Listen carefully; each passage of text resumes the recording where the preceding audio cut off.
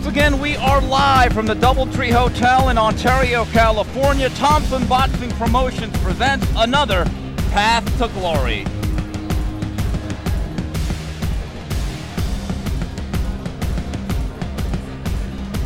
Ladies and gentlemen, how you doing? I'm Steve Kim, and yes, Beto Duran is on assignment, so I'm kicked over from the 2 to the point guard. But I have an esteemed colleague joining me, the Riverside Rocky, Jose Cito Lopez. Now, I had completely forgotten about this. You were actually the first signed fighter to Thompson Boxing Promotions. This place must bring back some great memories. Yeah, definitely some fond memories in this place. I fought here over 10 times, and it's great being here. So throughout the night, we're going to have fights. Our main event, Michael Dutchover, a young prospect from Midland, Texas. He has his first 8-round bout, and a 6-round bout should be a good one between super bantamweights Mario Hernandez and Jonah Flores, and also a prospect that we really like, Ruben Torres, is also on this bill. So let's get the action started. Let's send it up to the world-famous Lupe Contreras. Ladies and gentlemen, it's my great pleasure to welcome you all to the Doubletree, Ontario. For an evening of world-class professional boxing, it is Path to Glory. Proudly presented to you by Thompson Boxing Promotions. Tonight's bouts are being sanctioned by the California State Athletic Commission. Commissioner is John Carvelli. Executive Officer is Andy Foster. Keeping track of time, we have Lorona Ganaway. And our medical team at ringside, we have Dr. Matthew Potts, Dr. Adam Sabi, and Dr. Robert Ruelas. Ladies and gentlemen, we start our first bout of the evening. 4 rounds in the heavyweight division. Welcome to the ring. In the red corner, Samuel Perez.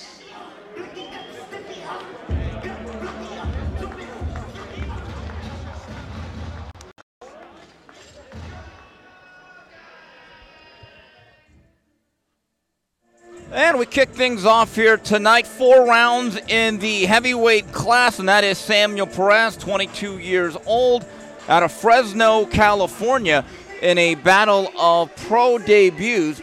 He'll be taking on Jason Soto, who you'll be seeing in about a minute or so. Quick note on Samuel Perez, self-trained and self-managed as he embarks on his pro career.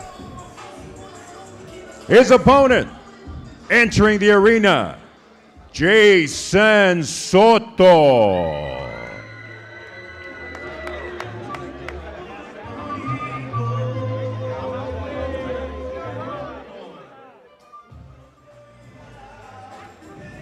And there you see Soto right there, age 32, definitely a late starter to the game of boxing. He resides out of Bakersfield, California. Didn't start boxing till the age of 27, and tonight here at the Doubletree in Ontario, California, he makes his professional debut.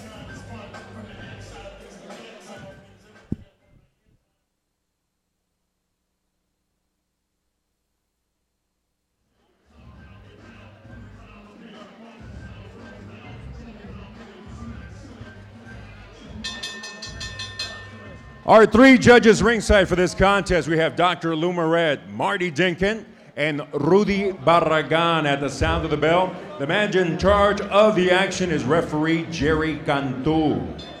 Introducing first, the fighter standing in the red corner. He enters the ring wearing black with red trim when he stepped on the scale. He weighed in at an official 261 pounds, and tonight, here at Path to Glory, he is making his professional debut, fighting out of Fresno, California, Samuel Perez.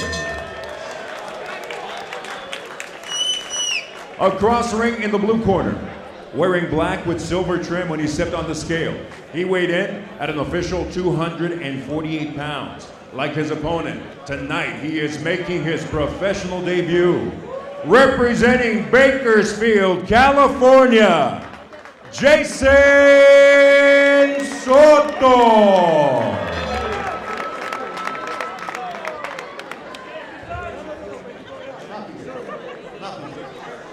Gentlemen, you were given instructions in the dressing room. I want a good, clean, hard fight, and you will obey my commands at all times. Stretch him up, real up the rope. 4 rounds. And so we get started here. It is Path to Glory, our first bout of the night in the heavyweight division. Jason Soto taking on Samuel Perez. 4 rounds.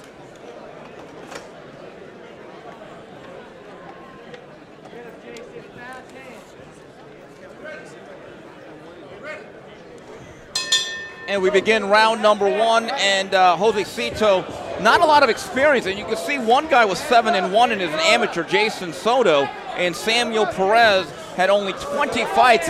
I have a feeling one way or the other, this may not be the most technically sound fight. We might get a fun one, though. Yeah, I think we might get some action. Not much filling out right now.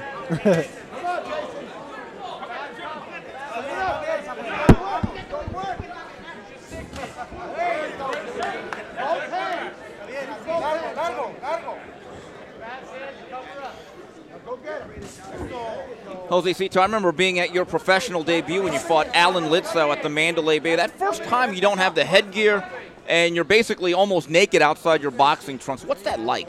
Right, it's a different experience, even from sparring. You're the first time tasting a punch with 8 or 10 ounce gloves, which these guys are wearing at 10 ounce gloves, and feeling some solid punches for the first time in their pro debut.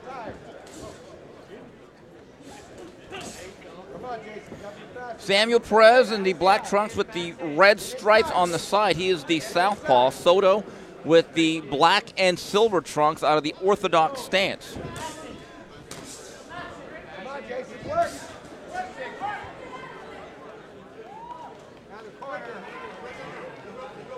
Hey, go to work, Jason. There, go to work, Jason. Go to work. And we talk about the transition to the professional game. Josecito, how long was it before you even felt comfortable in there with the smaller gloves? You know what? Every fight is for, a handful of fights, at least till you move up in rounds, probably till 6 rounds. It's a new thing. You don't really get to feel the power punches as much in sparring than you do in a fight, and then you go in there and feel some really heavy shots. Under a minute to go here, round number 1, scheduled for 4. Jason Soto, Samuel Perez here in the heavyweight division. Our main event is Michael Dutchover embarking on his first 8-rounder against Sergio Ramirez, and you see both guys. Sir, I get the sense, though, neither guy did a lot of road work, just looking at their body, Josecito. Yeah, some heavyweights don't believe in too much road work. You heard him, Jason, work. There you go, Jason. Free hand. He's hurt. Let that free hand go. Jason, let's go to work. Go to work now. Go to work. Don't wait. Don't wait. There it is. Good counter right hand over the top by Soto. Soto with the left hook to the body. I just heard someone in the audience that he's getting tired. I'm just trying to figure out which guy they're talking about. 10 seconds, Jason. There it is. And that's the end of round number 1.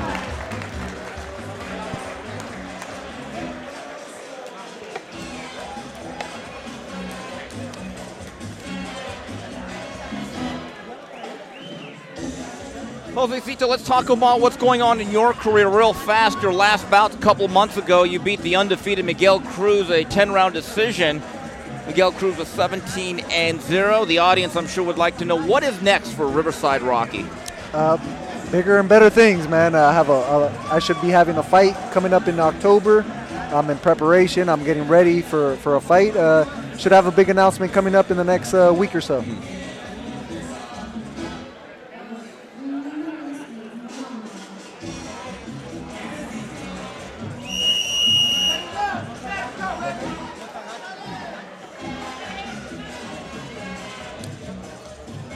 And both fighters are now off their stools. We embark on round number 2, Soto, Samuel Perez. 4 rounds in the heavyweight division. We are again live from the Doubletree Hotel in Ontario, California.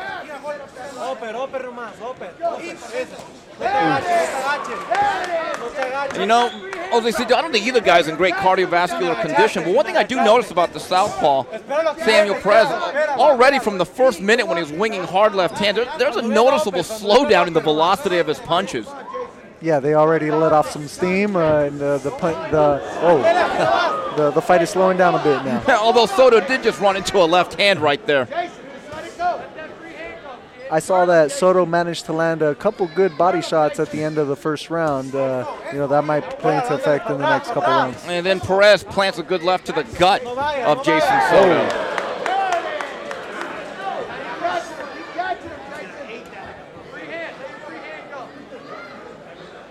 There you go, Jason.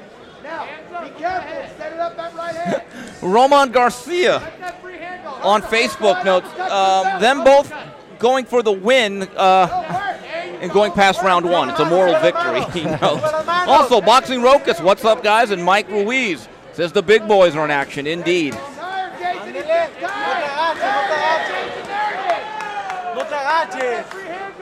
go, Soto. Don't let him rest. There you go. There you go, Oh, Jason Soto now seeming to have the upper hand. Seems to be a little bit fresher of the two. A noticeable slowdown from Samuel Perez, the southpaw.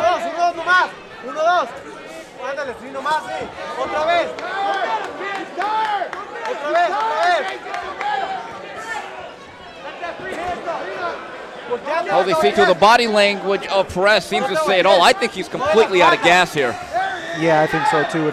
He received a couple good strong punches to the head too. So, one doesn't know how they're going to react to a professional fight until they actually do. So we'll see how it ends. Oh, now he's turning his back, and they're going to have to wave this fight off, and that's exactly what happened. So there it is. Jason Soto overtakes Samuel Perez here in round number 2 and scores the stoppage, and he now goes to 1-0, and Samuel Perez looking very, very fatigued right above us. Nose bloody, yeah, Josecito, this is a tough business. It's not for everybody. It sure is, and you know what? This man could hold his head up high, and he's a professional fighter. Mike Ruiz, what's up, Kim? Mike, Ola, and Roca. Steve, we have our photographer there. Kaiti, he's buying you a few drinks.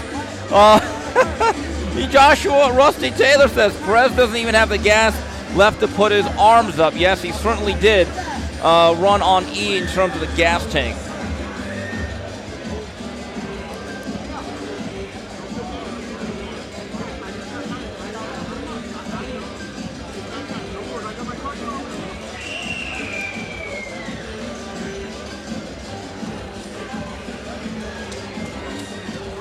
All right, so let's get the particulars from Lupe Contreras.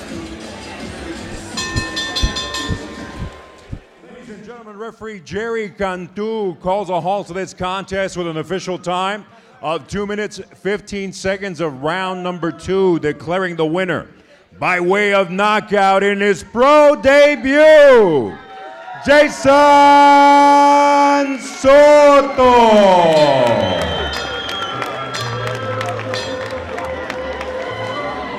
So Jason Soto, successful in his professional debut. He's now 1-0, scoring a second round knockout. Now coming up, our next fight of the evening, it is Mickey Alcantara taking on Francisco Lepisco. 4 rounds in the super bantamweight class. Steve Kim pinch hitting, at least switching positions. Beto Duran is on assignment. I'm with the Riverside Rocky. Josecito Lopez, who fought here 10 times. Josecito, what are some of your fond memories of this particular venue? Man, I fought some of my really big fights that really was able to step me up in my career. I had this place sold out many, many times and had some great victories here thanks to Thompson Boxing. Yeah, Thompson Boxing has produced world champions like Tim Bradley, Mauricio Herrera. You did big things. You were actually the first guy they ever signed to a long-term promotional contract. When they came up to you, did you even know who they were? No, at first I didn't. And they were fairly new in the game. They were able to really advance my career and take steps towards, getting to the big fights. So once again, it is the Riverside Rocky, Josecito Lopez, Steve Kim calling the action the rest of the night. Our main event is Michael Dutchover, the pride of Midland, Texas. In his first 8-round bout, he'll be taking on Sergio Ramirez. I got to tell you one thing, though, about fighting in this particular venue. It really is about the fights. No frills, no real extravagance. You're here to learn your craft. Right. You know what? Sometimes you get in against really good fighters. Other times you get into with some fighters with a lot of experience. Either way, it's a learning experience, especially early on in your career here. All right, so we got a lot of stuff going on. Rest of the night, news and notes. A lot of stuff going on in the sport of boxing, and we're going to reminisce about the career of the Riverside Rocky, Jose Cito Lopez. So hang on. Also, a big feature on Danny Roman, who certainly had a very big week in New York, signing a new agreement that's going to see him on bigger platforms. And ladies and gentlemen, he once fought here numerous times at the Doubletree in Ontario. Next week, I believe you might be an interested observer. One of your stablemates at Robert Garcia Boxing Academy is Mikey Garcia. All right, against Robert Easter. First of all, I want to know one thing. Training around him and looking at him work, how good is Mikey? He's the best, man. Pound for pound. Mikey is the best, man. He's really, really good, and he just makes things look really easy. And, you know, you learn just from watching him, and I've watched him throughout many years, and I feel like I've gotten better just by watching him and training around him. Now, he's going through a unification bout with Robert Easter, who holds the IBF title. How do you see that fight going?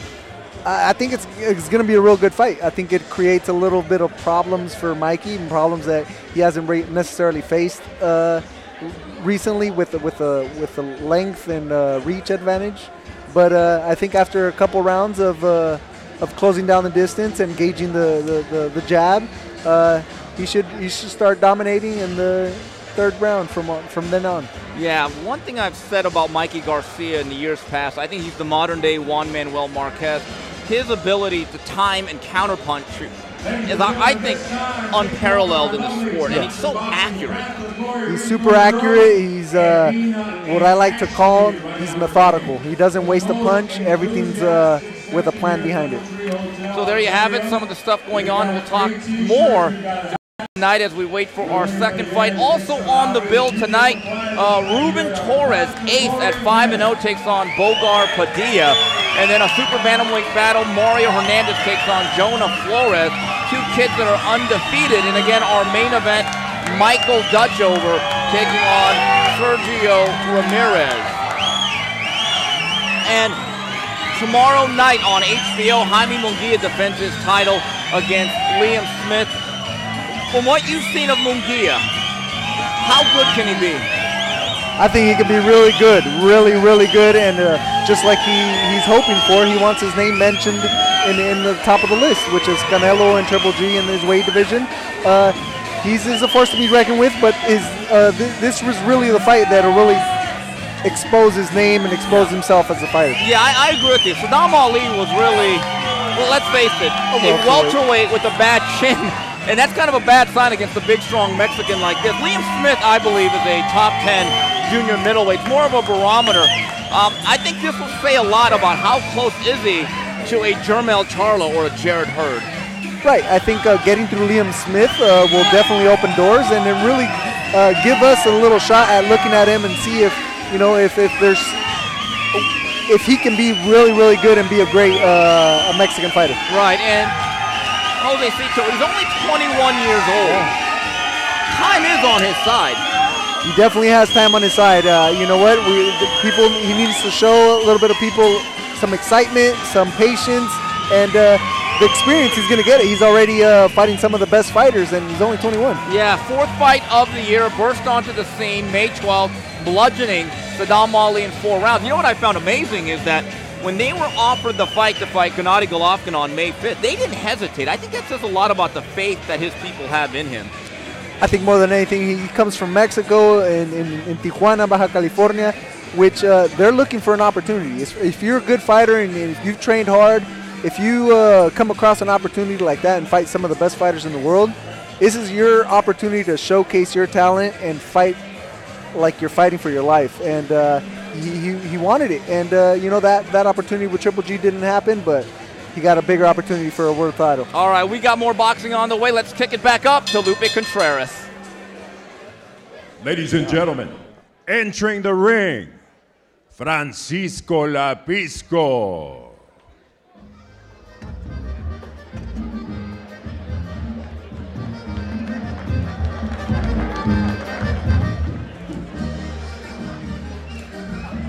And And here's a young man from Sonora, Mexico, began boxing at the age of 10, and it may be a bumpy ride tonight, but you never know. But he started riding and competing in BMX at age 7, says it's his favorite sport, still competes in BMX competitions in Mexico. He says there's not much money in it, but I love doing it. It's my favorite hobby. I guess you could say that also about the game of boxing. Yeah, it's not an easy sport as well, man. But he's 5-0 or 8-6 with 2 knockouts. So he has some experience. He's had a handful of fights already.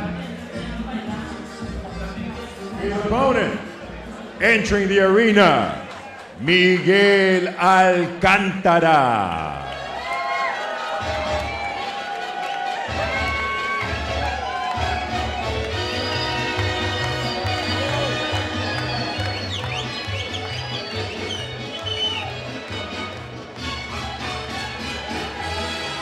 And there is Alcántara, a local product who graduated from Wilson High School near Alhambra, California.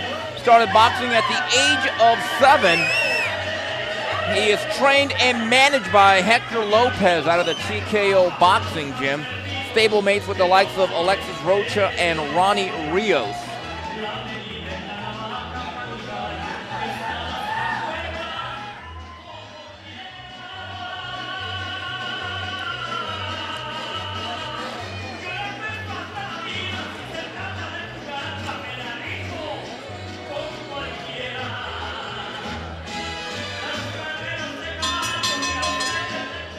Ladies and gentlemen, it's our next bout here at Path to Glory, proudly presented to you by Thompson Boxing Promotions. This bout set for a limit of 4 rounds in the super bantamweight division. Our 3 judges at ringside are Dr. Lou Moret, Marty Denkin, and Jerry Cantu. At the sound of the bell, the man in charge of the action, referee Ray Corona. Introducing first, the fighter standing in the red corner. He enters the ring wearing black with white trim when he stepped on the scale. He weighed in at an official 118 3/4 pounds. In his 15th pro bout with a record of 8 victories against 6 losses, 2 of those victories coming by way of KO. De Ciudad Obregón, Sonora, Mexico, Francisco Churea Lapisco. Across the ring in the blue corner, wearing black with silver and red, he weighed in at an official 119 3/4 pounds. And he enters the ring, an undefeated fighter with 5 victories. One of those victories coming by way of KO. Fighting out of Silmar, California, Miguel El Mikey Alcántara.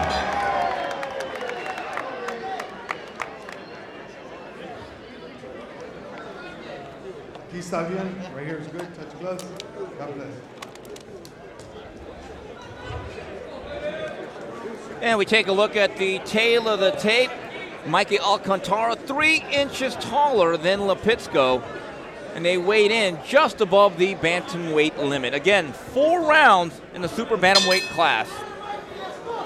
Alcántara in the dark trunks with the stars adorned, or actually all the M's, and with the white trim black trunks, it is Francisco Lipitsko. And we want to say hello to Linus SQ, one of our loyal viewers. And yes, Lou Moret is indeed live and kicking. Do it again, Mikey, do it again. There you go. Be careful. Watch yourself up. Keep that right hand up. Keep showing it. Right upper left hook for you, Mikey. Francisco Lipitsko began his career at 7-0 and is 1-6 since. So obviously the matchmaking got a little bit more difficult there, Josecito. Yeah, I think some of the fights might have got a little bit tougher. So he hasn't done too well. I see that. I think he had his last fight was almost a year ago in August of 2017. Yeah, in fact, he fought another Thompson boxing product, young prospect by the name of Sal Sanchez in Corona. And sometimes sometimes that matchmaking can really be a mirage. It's almost like going from slow pitch softball to baseball, isn't it? Yeah, right. Especially the first handful of fights that you have as a pro debut, they're really difficult fights. 4-round fights can go either way, and one slip up you're automatically at a draw. Or to be blunt, sometimes you're really matched up favorably to a point where it doesn't matter who you're facing, you're going to win. But obviously for Lipitsko, there has been a dose of reality in his last 7 fights. For Alcantara, his last bout was April 27th right here at this venue at the Doubletree. He won a 4-round decision over Jose Naranjo. Keep those hands up. Keep that right hand up.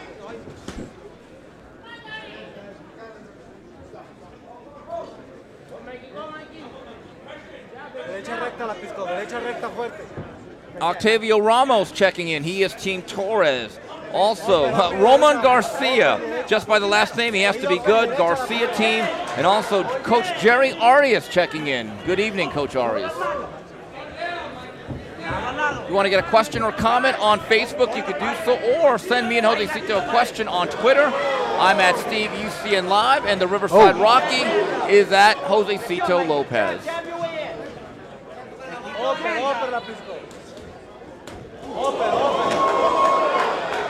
Lipitsko beating Alcantara to the punch here. Good jab, Mikey. I get you, Mikey. He's right in front of you. Hold the trigger, Mikey. You know, Josecito, the one thing that's very deceiving is although Alcantara is undefeated, we have to be honest about this. His last opponent was 3-7-2, and before that he fought a guy that was 2-9-1. So again, that also might be a very built-up 5-0. Yeah, right. I don't think he's fighting very, very tough opposition yet, and he better not get a little too comfortable with Lipitsko because he's already landed a couple good lead left hooks.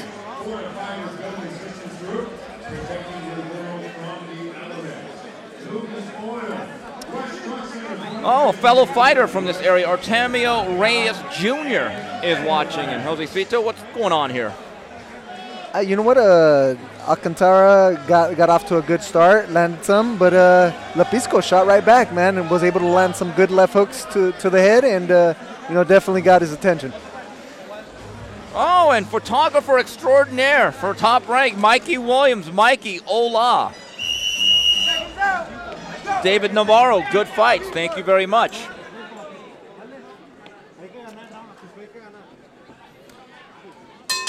And we begin round number 2 here. Mikey Alcantara against Francisco Lipitsko. No. Eso volado no, Lipitsko. Recto. Recto, Lipitsko. Y open. Go primero. There you go. Keep turning. Keep turning. Okay, lo mismo. Just like that. Fight it first, Mikey. There it is.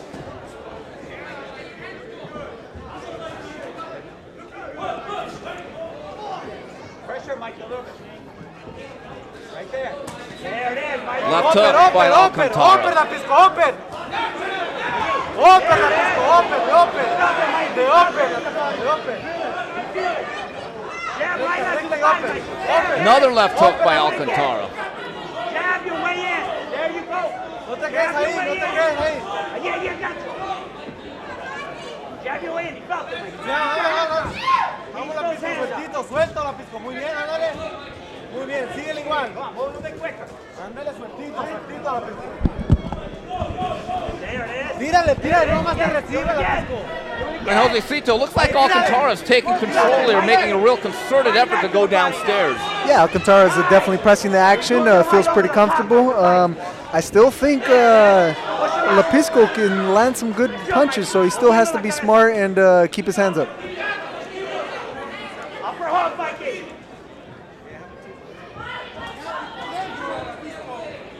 Pressure, baby. Don't let him sit. There you go. Just like that.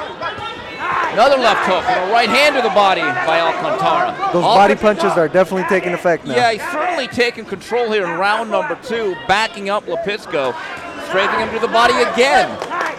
Suelta. Jab. Keep pushing him back. Ahí el cuerpo. Tú también tienes el hígado, Lipitsko. Tú también al hígado, tírale. Ahí el hígado, ándale también. Tú también. Ándale. Ahí. Ándale. Muy bien, con todo. Otra vez la pisco. Alcantara, the story of round number 2 has been him digging downstairs with both hands as he plants another left hook to the body. And another. Abajo la pisco, fuerte. Fuerte abajo también la pisco. Al hígado, también el hígado. Mira, el hígado también la pisco. Al hígado. Open la pisco. Open. Now he goes to the southpaw stance, does Alcantara. We seem to see that a lot more. Is that the Terrence Crawford effect? You know what? More people are using it. I think you can see more people are trying it, but right now Lapisco's trying to fight off a pressure fight that Alcantara is coming, and I think he sees a little bit of weakness now. And that's the end of round number 2. Jalal Green checking in. Federico Rodriguez, Joe York, George Rodriguez from East Los, Brack Muhammad, Jose Solis, and Sergio Ponces from Houston, Texas. Hola. What's up, Houston? Yes.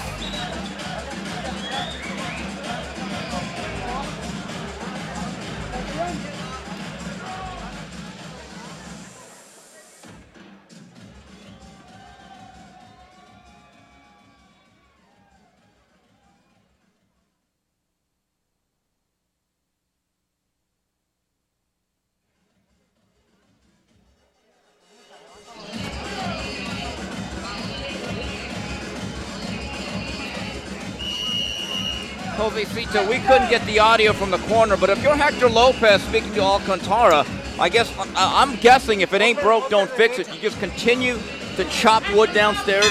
Yeah, I think more than anything, smart pressure, keep on coming forward, hands up, and don't get caught with any crazy haymakers like that one.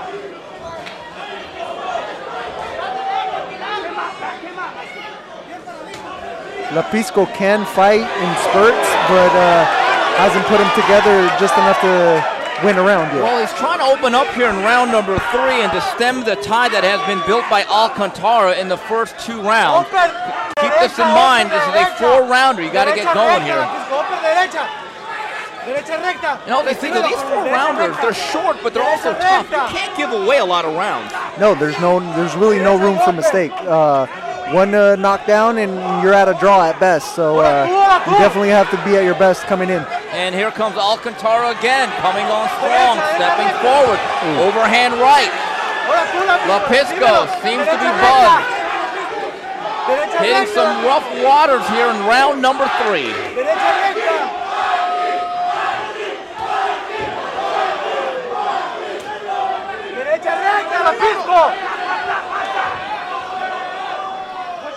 Did you prefer the 8 and 10 round fights over the 4-round fights because you had more time to work? Yeah, they're definitely different. The 4, maybe even a little bit of the 6-rounder, you really no room for mistakes, and you definitely have to get started early. But when you fight 8 and 10 rounders, you have a little more room to study and maybe even take a break in between rounds. Oh, now Lapisco trying to fight back. But Alcantara holds his ground, right hand to the body. And Ray Corona warning Alcantara to keep his punches up here. It's been a very active round number 3 for both men. In other words, it's like one type of fight is like running a sprint. The other type is like more or less running a marathon.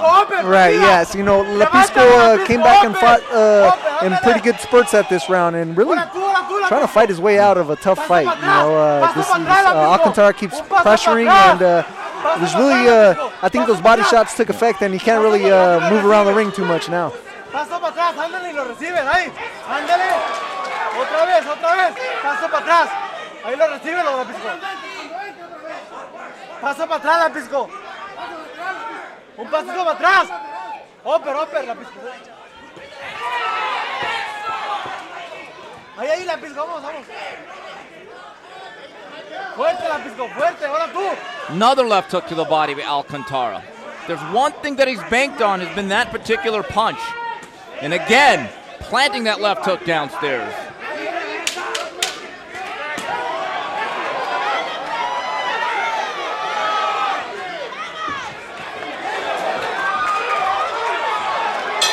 And that's the end of round number 3.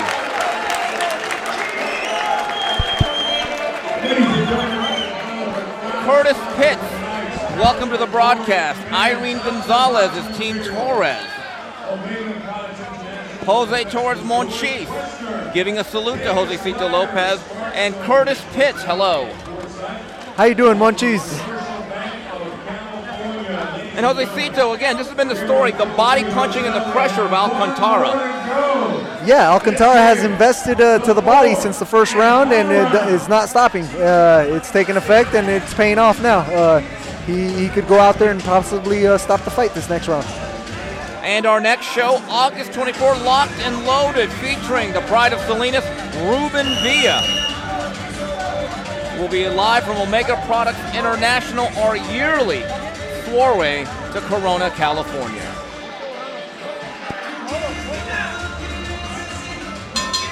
And they touch gloves for the fourth and final round. It's been a pretty good one between Alcantara and Lepisco. And Josecito, I'm not an official judge, but you'd have to think Alcantara probably has a 3-0 lead here. Yeah, I believe so, Alcantara. Even though Lepisco has been tough fighting back, but probably not enough to win a round.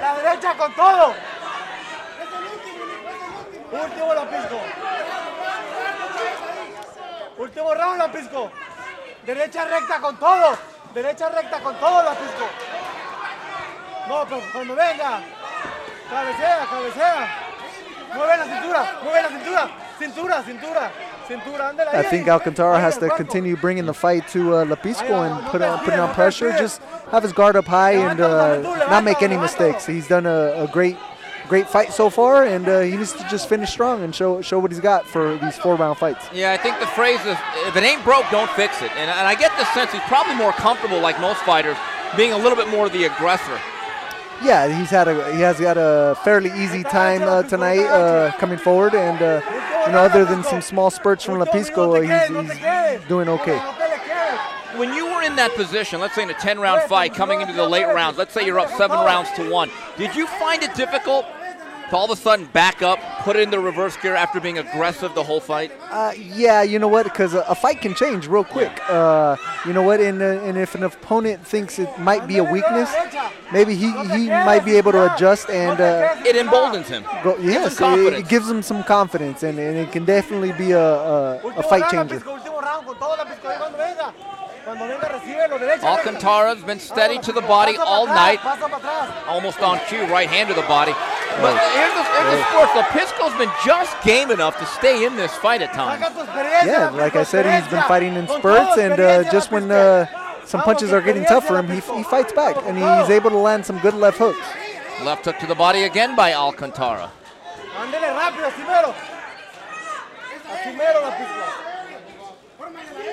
Derecha con todo, derecha. Ahí levántalo. Tape con todo.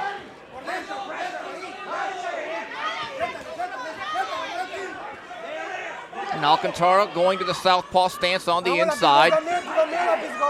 Half minute to go here in the fourth and final round. It's been a blue-collar effort from Alcantara.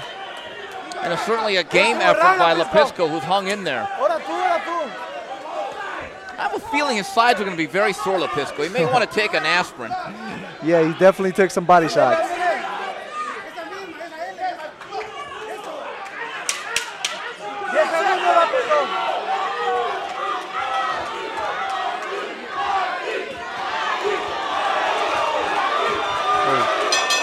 And there you have it, 4 rounds in the books between Alcantara and Lepisco.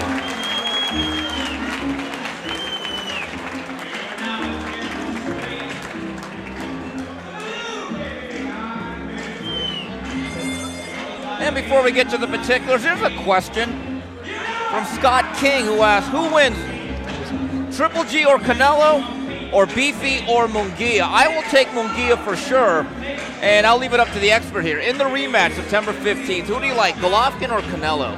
Man, you know, that's a really tough fight to call. They're both really good, probably the best fighters in their division, and I think it's just going to be as exciting as the first one, and I think you know, if there's no knockout or knockdown, I think a fighter wins by about a round or so again. It'll be a real controversial call again, I think. Yeah. Manuel Patulio saying hello. welcome aboard. What's up, Manuel? Yes, also, who else is on board here as we go through our Facebook feed? Hey, if you have a question or comment or just want to say hello, please give us a drop, like John Knapp, watching from Reno. Oh, Mike Ruiz wants to ask, Triple G versus Jose Cito Lopez. Mike, they're in completely different weight classes. Come on. Tony Stump saying, great opener. Thank you very much. Let's send it up to Lupe Contreras. Ladies and gentlemen, after 4 highly competitive rounds here at the Doubletree, Ontario, we go to the scorecard to determine a winner. Judges Moret and Cantu turn in identical scorecards of 39-37. And Judge Dinkin scores it 40-36. All 3 in favor of the winner by way of unanimous decision. Still undefeated, El Mikey, Miguel Alcántara.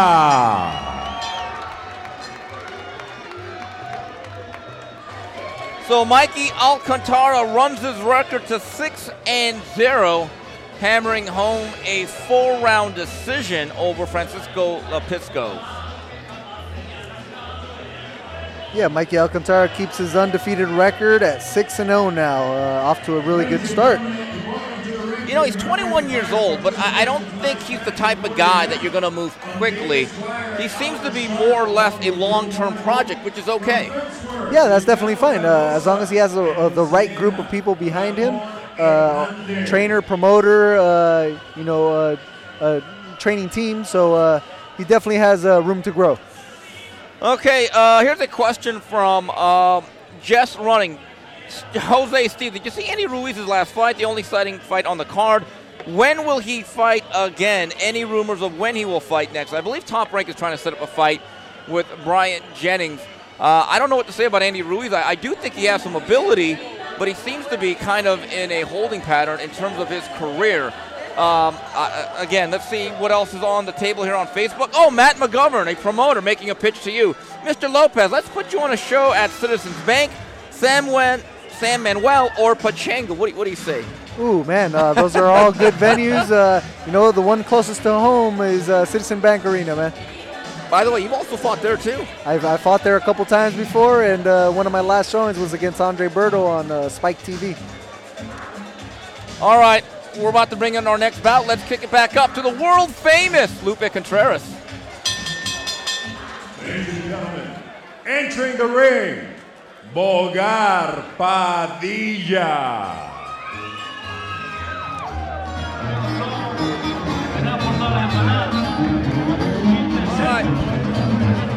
Okay, here we see Bogar Padilla entering the ring. He is a late replacement for Archie Weah, who was nixed by the commission. I guess they didn't like his physical condition. Oh. Now, would not judge a book by its cover. His record isn't much to speak of, 1-1, but Alex Campanovo says that for young Ruben Ace Torres, this will be the toughest pro bout he has had to date, so should be an interesting bout again. Bogar Padilla, a late replacement for Archie Weah. His opponent, Ruben Torres. And you hear the ovation for the local kid, Ruben Torres, a bright prospect, a long, lean puncher. Back on May 11th, he scored a striking knockout right here in this venue. This kid seems to have some real upside. Should be interesting to see what he does against Bogar Padilla.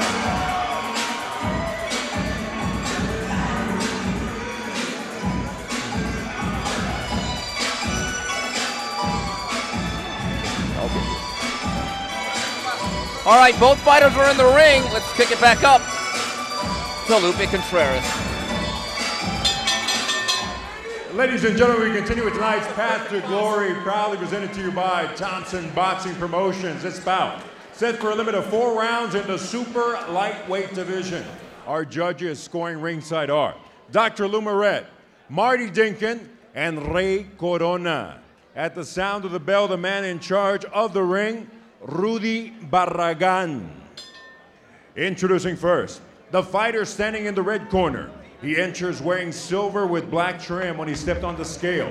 He weighed in at 140 pounds. In his third pro bout with a record of 1 victory and 1 defeat.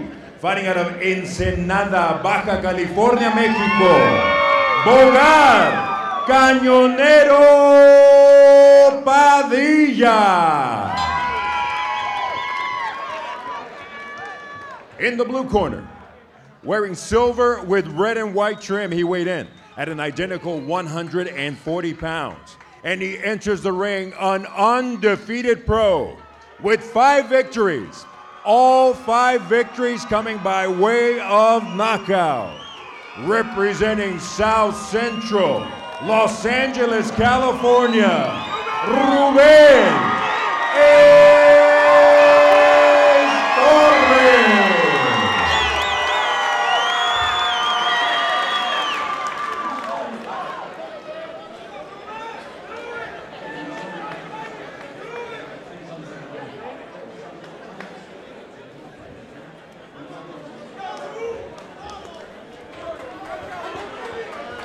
All right, we take a look at the tail of the tape, and the one thing that stands out, Ruben Torres, really a lightweight, 6 foot even, so certainly size is not a problem.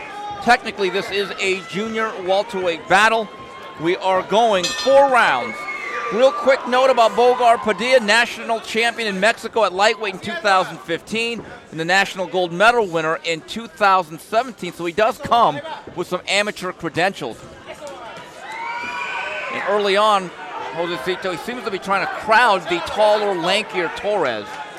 Yeah, I think he comes with a game plan. He knows he's going to have the pressure inside and really get Ruben Torres' attention. But his size really stands out, though, doesn't it? Yeah, it's a pretty big advantage. If Ruben Torres fights and boxes the right way, he should have an easier time.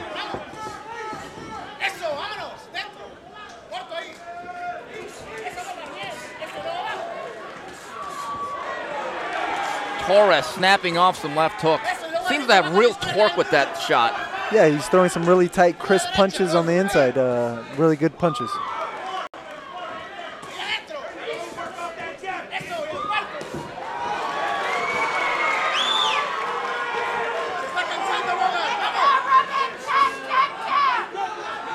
As I mentioned before, May 11th right here in this venue, a knockout in 3 rounds over Sergio Gonzalez for Torres.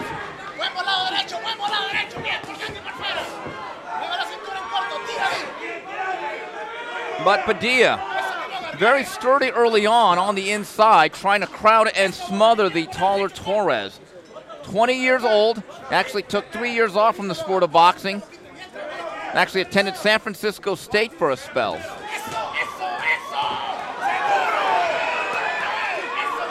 Yeah, fun fact, Bogar Padilla actually just made his pro debut this year. In February of this year, he's 1-1. Took a loss. Started off his career with a loss and got back on the victory train. This is his 3rd fight now.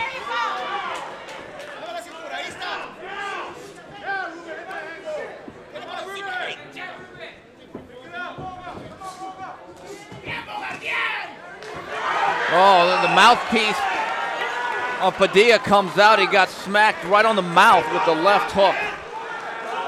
Under a minute to go here in round number 1. It's been an active one between Torres and Padilla.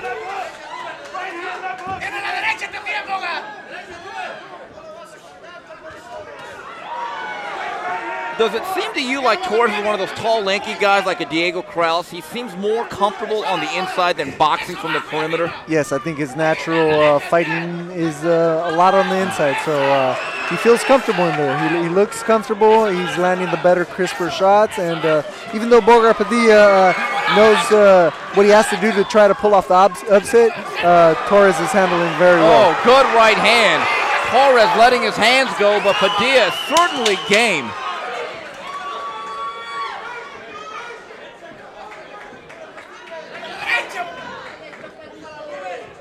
And that's the end of a good, solid round number 1. And Josecito, you went through this process, and I've talked to Alex Campanova, the matchmaker, about this many times. He doesn't give you layups. I mean, he really makes it tough for you to kind of advance up the ladder, doesn't he? Yeah, absolutely. You know what? The fight before I was signed to contract with Thompson Boxing, they put me in a really, really tough fight, and basically the person that stands gets the signed contract, and that's kind of how it goes early in your career. And here we see some of the quick-fisted, explosive combinations of Torres, and I believe what they put you through is what they call a baptism by fire. Yeah, they definitely test you, make sure you're a future. Torres is trained and managed by the respected Danny Zamora, who has a very good young stable of fighters, which includes Ruben Villa, the featherweight out of Salinas, and Michael Dutchover, who you'll see later tonight in the main event here at the Doubletree. We begin round number 2, Ruben Torres, Bogar Padilla.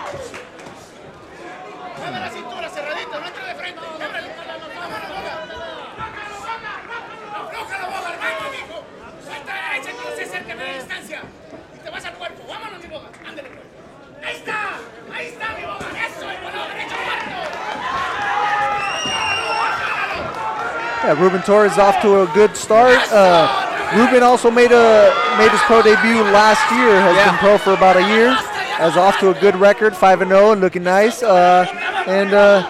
Even though his opponent's records are a combined record of 2-9, he's definitely showing some experience, some game fighting right now. Well, I don't think there's any doubt. As someone who has seen all his Torres' fights before, this is certainly the most he's been tested physically. He's getting pushed, getting backed up, and he's facing a durable guy in Padilla. Oh, good left hook there by Torres. And Torres digs to the body with the right hand, but Padilla, undaunted, stays right in the pocket. Yeah, Padilla reacting really well to some well-placed shots by Torres.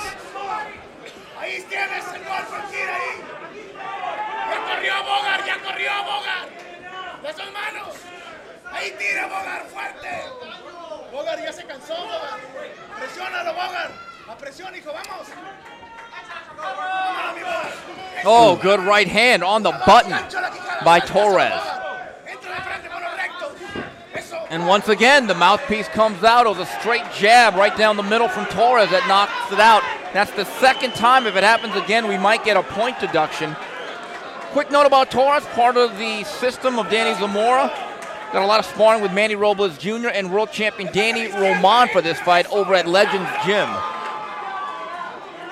That sparring for young fighters is so important, isn't it? It's really important. It helps you mature. You learn a lot. Even you got to get in there and get beat up by some of the world champions early on. But hey, it's an investment worth it in the near future. Yeah, Ruben Torres trained by a really good trainer, Danny Zamora, who's been in the ring with me as well. Danny Zamora, some other world-class fighters he's had in the past, Yanni Perez, and of course, Darlis Perez. Padilla having some pretty good moments here. Oh, boy, Padilla's got a chin on him, Jose Cito. Yes, he's taken a few shots already and has reacted well. He's a game tough fighter, though.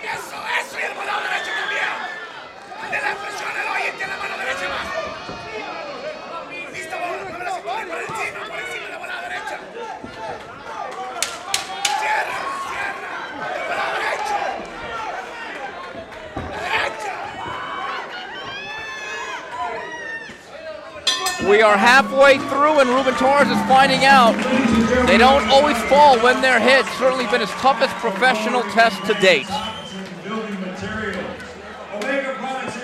Going back to our Facebook feed, Jose Rodriguez says Keith Thurman versus Jose Cito Lopez.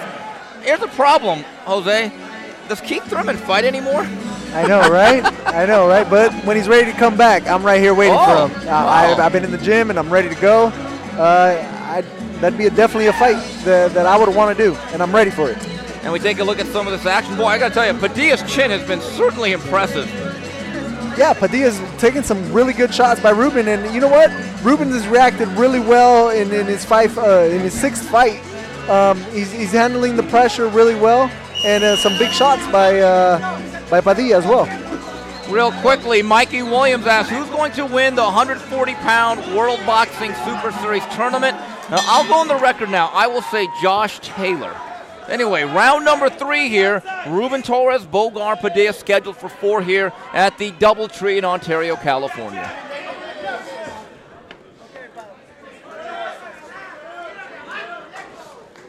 Viene mi Bogar, tiene que presionar, ya empezó a bajar. Prepara tu mano derecha, seguro, vámonos, ahí está ya, Bogar, te empezó a obedecer. Que no pierda tiempo, Bogar, se empezó a cansar ya, vámonos. Eso, y el volado. Really good left hook by Torres to the body. Left hook up top and left hook up to the down to the body. You know, I know one thing that Zamora is going to keep working on with Torres is distance and spacing, making sure that Torres can box. And I think this is why you're not going to be able to knock over everybody. There are going to be times when you face a guy who simply isn't going to go anywhere. Yeah, I think that grows with experience. You're going to have to be patient and keep on picking at him till you find the time to go in for the kill.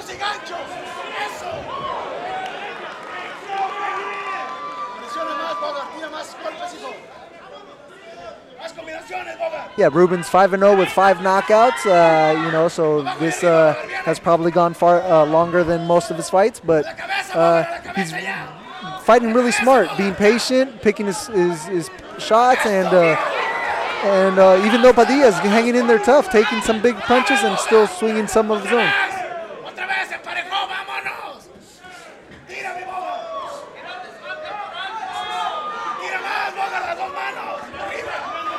Good straight right hand by Torres, but Padilla is undaunted. Presiónalo, Bogar, no te tardes. Las dos manos rectas entran fuertes. Las mete las rectas, mételas, Bogar. Eso cerca, eso. No te vayas atrás. As you fought a guy like this early in your career who you're beating, but is so pesky, what's going through your mind during the fight? Especially if you're landing a lot of shots, you just think, go down already. Yeah. What are you doing? I'm hitting you with some really hard shots and you're not going down. This is a game fighter, man, and not every fighter is going to go down when you connect them clean, and this is one of those fighters. But exchange punches on the inside. Torres still very sharp, but boy, this Padilla, this guy is tougher than a $2 steak, as they used to say.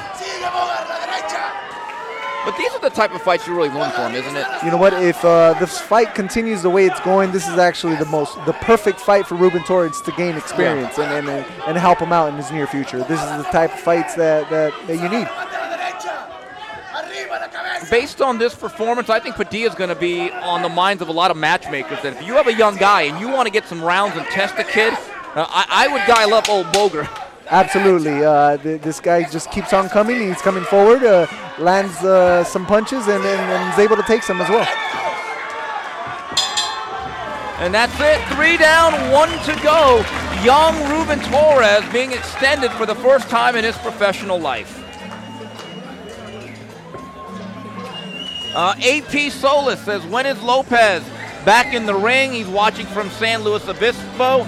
I guess you said a fall return sometime in October, right? Yeah, looks like I might be having a date sometime in October. I'm ready to go, and hopefully I get a shot at one of the world champs or a really big fight. But you want to make it clear, Keith, once upon a time Thurman, the Riverside Rocky is waiting for you, and also Nancy Rodriguez from the WBC, Olaf. Also, Nicholas Diaz is watching, Destiny Cortez from Midland, Texas. Hey, Nancy, how you doing? Oh, by the way, Matt McGovern wants you to know he has a big sponsor that wants to do a big show. So hook up with them there. Yeah, get to me, Josecito909 at yahoo.com. Let's talk business.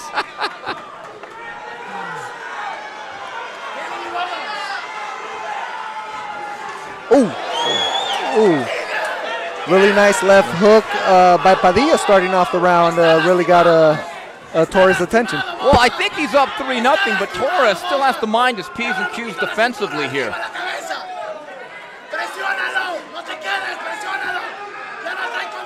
You know, I don't know if you'd consider a 4-round fight going into the deep end, but he certainly got out of the kiddie pool tonight. Yes, you know what? Padilla's been hanging in there tough. He's got a 4-rounder, and he's fighting for his life right now. He knows that a win against a big upset against the Torres will get him into some bigger fights. But Torres hanging in there tough and really showing his experience. Boy, those punches from Torres, though, just come out so smooth and explosively. Yeah, he has some really good crisp punches. Mid-distance, I would say is best distance for him. You can't keep him on the outside too long. He really likes to get in there and bang. So mid-distance range, he lands some really good punches.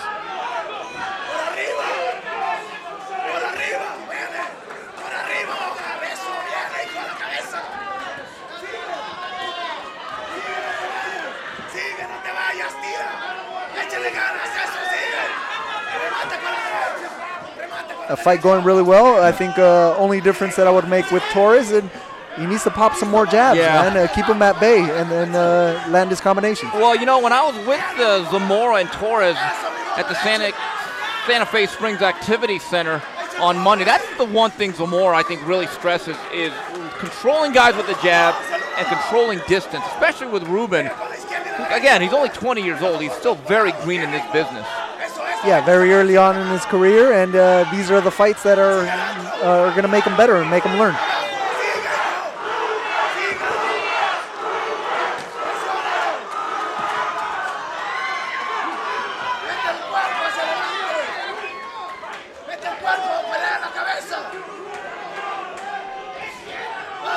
Padilla still coming forward, and Ruben Torres letting off his punches, combinations. Josecito, when you went the distance for the first time, did you clear a mental hurdle?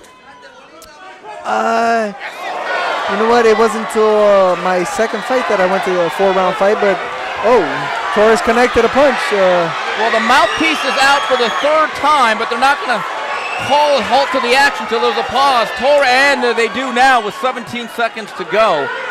And we'll see if there's a point deduction. Again, this is the third time this has happened with Bogar Padilla.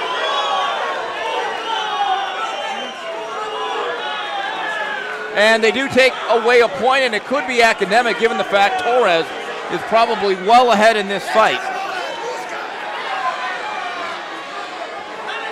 All right, last 10 seconds of the round. Here we go.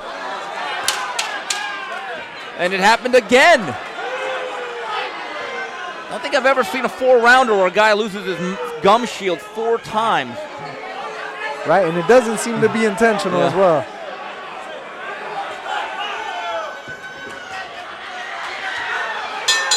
And there you have it, Ruben Torres going the route in his 6th professional bout. Probably won every round, and we have a point deduction, but he'll tell you that was a very, very hard, tough night for that young man. Yeah, Ruben Torres had to work a little bit. Bogar Padilla came to fight and really hung in there.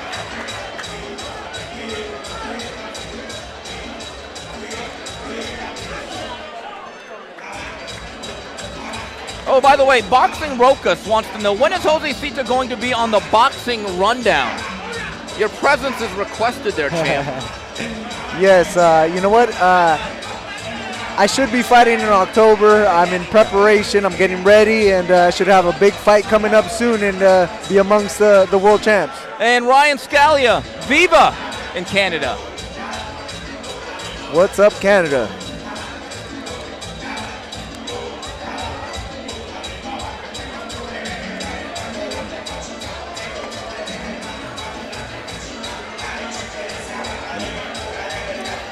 All right, looks like the scorecards are added up. Let's send it up to Lupe Contreras. Ladies and gentlemen, after going the distance here at the Doubletree, Ontario, all 3 judges turn in identical scorecards of 40-35 in favor of the winner by way of unanimous decision. Representing South Central LA, Ace Ruben Torres.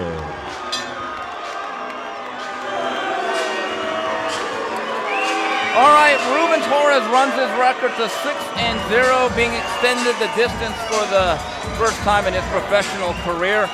Ladies and gentlemen, this past week was a big one for Thompson Boxing and one of their major clients, a champion that they developed. Danny Roman is now in the zone.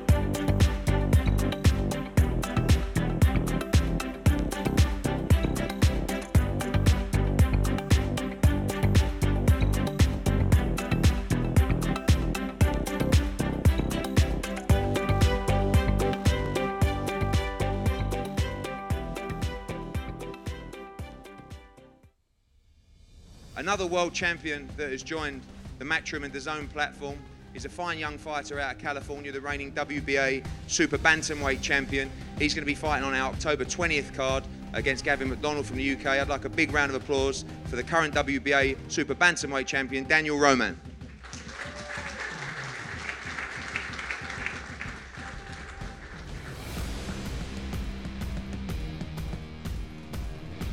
Thank you, Eddie. I'm excited here. I'm thankful for Eddie Hearn's Matchroom Boxing and my promoter Thompson Boxing and DAZN for having me here. My manager. I'm really excited. I'm ready for what's coming up for me, and I'm ready for going back home on October the 20th in California. All right, we're back here at the Doubletree, and folks, out of these three, guess which one can't fight? That'd be me. Josecito Lopez and the WBA 122-pound champion of the world, Danny Roman. Danny, you were in New York. Okay, was that as fancy as it looked? It was fancy. Really nice. Good people. Good. So the story is now co-promotional deal with Eddie Hearn's company, Matchroom and DAZN. You're going to be fighting October 20th, Gavin McDonald. You must be very excited. You're homecoming as a world champion in your home city. Yes, I'm pretty excited. I don't get to travel now. Yeah. I didn't mind, but it feels good fighting in my backyard, and I'm excited for it. Yeah, it's a really, really good thing, man. I know he had to travel for his world title shot, but now he gets to defend it back here at home. Now, question is, when you ever traveled, when he was in Japan, he had bed bugs. Did you ever have bed bugs when you traveled? You know what? There was a time where I had really bad noise in my room next door, so I had to get switched rooms, but no, it's never been that bad. All right, Danny, I'm going to ask you the question I asked you about a week before your last fight in Dallas. 18 months ago, you were just kind of an unknown guy. You were on Showbox, you fought Adam Lopez. Now as you think about your career fortunes, you say to yourself, wow, I can't believe I'm here. Yes. It's going so fast. Yeah. It's going fast, and I feel really good because all the work you do, all the sacrifices you've been made all this time is finally paying off. And that's the best feeling you can have, that everything's going right. I talked to Alex Campanovo. Your goal, though, is still you want to unify at 122, correct? Yes. Maybe, well, I got to leave it to my promoters and my manager. But, yeah, I would like to unify against any of the champions. Okay, this is Danny Roman, 122-pound champion. And also Maurice Hooker, one of the IBF junior welterweight champion. He's involved, all the bigwigs. And there it is. There's your manager, Eddie. Yes. Now, did you guys fight first class or premium economy? All right, well, listen, Danny, best of luck. Congratulations. Thank you. You two are certainly two of the bigger names that have come out of this system. Speaking of which, let's go back up to Lupe Contreras. Ladies and gentlemen, entering the ring, Jonah Flores.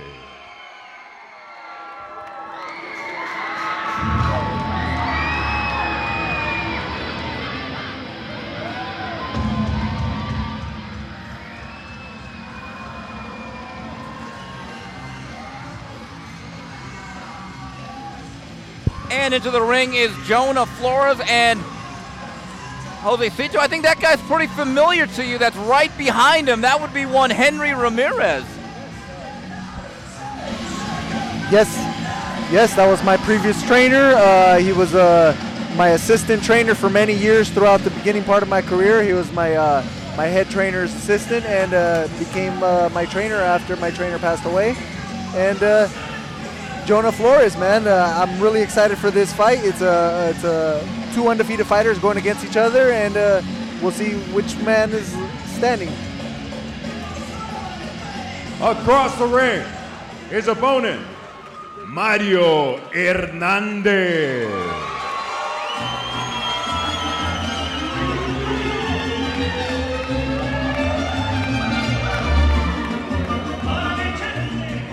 And here's 27-year-old Mario Hernandez out of Santa Ana, California. Trained and managed by Hector Lopez. He works out of the TKO Boxing Club. in that city. Done a pretty good run. Last 3 fights have all come via TKO. This here is a battle between Orange County and the Inland Empire right here at the Doubletree Hotel in Ontario, California.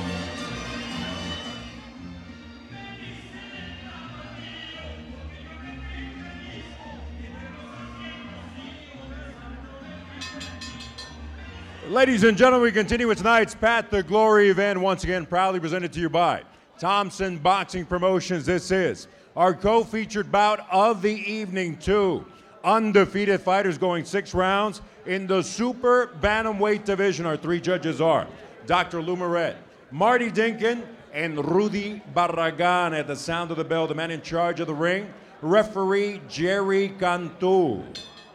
Introducing first, the fighter in the red corner. He enters the ring wearing black with the flags of Mexico and the Philippines. When he stepped on the scale, he weighed in at an official 120 pounds. In his 6th professional bout, with an undefeated record of 5 victories. Fighting out of Riverside, California, the Mexipino Kid, Jonah Flores. Across the ring in the blue corner, wearing white with black trim, he weighed in at 118 3/4 pounds. He too enters the ring with an unblemished pro record of 6 victories. 3 of those victories coming by way of KO. Fighting out of Santa Ana, California, Mario El Gallito Hernandez.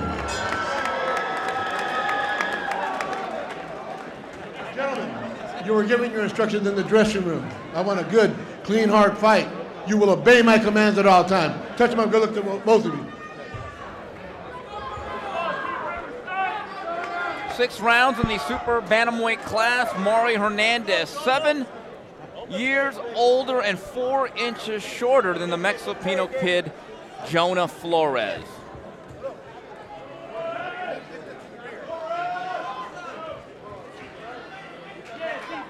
Yeah, we have a good action fight coming up with 2 undefeated fighters. Let's see who ends up with a hand raised. Well, talking to Henry Ramirez before the fight, they felt though boxing from the outside was really going to be key. Felt that Hernandez was going to be a guy that's going to try to wade inside and wing punches. Oh, by the way, Pita Garcia. Robert Garcia Jr. checks in. Pita, my man. What's up, man? Josecito, when you're there at the RGBA, just who are some of the fighters that you see? Oh, man, we have so much talent there, man. And a lot of the fighters are not even well known just yet. You know, they're all waiting for their opportunity, but we got a bunch of killers in that gym, man. Oh, Virgil Ortiz is a good one. Joseph Adorno, the Puerto Rican, got a big left hook. I really like his future. Yes, we have a lot of really good fighters, and from the smallest division up. Abner Mares, another good Mikey one. Garcia. We have a ton of talent. Hector Tanahara, Joshua Franco. Yes, all the guys there, man. Everyone has a future. Sal Carrillo checking in. Big Sal, how you doing? Don't bring those hands down.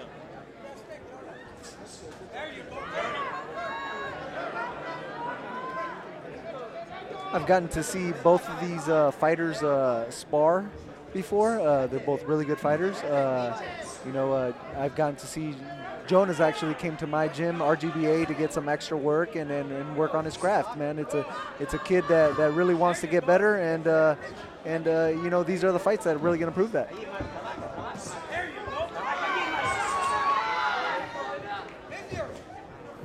As if on script, it is Hernandez wading forward, putting some of the pressure on, and Flores trying to box from the outside. Now, Flores, it looks to me, is going to box. Let's face it, he's 5-0 with no knockouts. That pretty much is going to tell you he's probably not the most heavy-handed guy, and he's probably going to look to box and move laterally on the perimeter of the ring. Yeah, it looks like he's probably the more technical boxer in the ring, and he's going to be using his technical abilities to better his opponent. There you go. Keep the defense tight, baby. Nice lead left hook. He's looking for that, baby. You've seen that already. Keep working, keep working. Abajo, Mario. Hernandez in his last bout, May 11th here at the Doubletree, scored a third-round knockout over Nery Garcia. This is probably where he wants to be, right inside, right, Josecito, chest to chest? Yes, make Jonah feel a little bit uncomfortable, but Jonah's reacting really good to his pressure.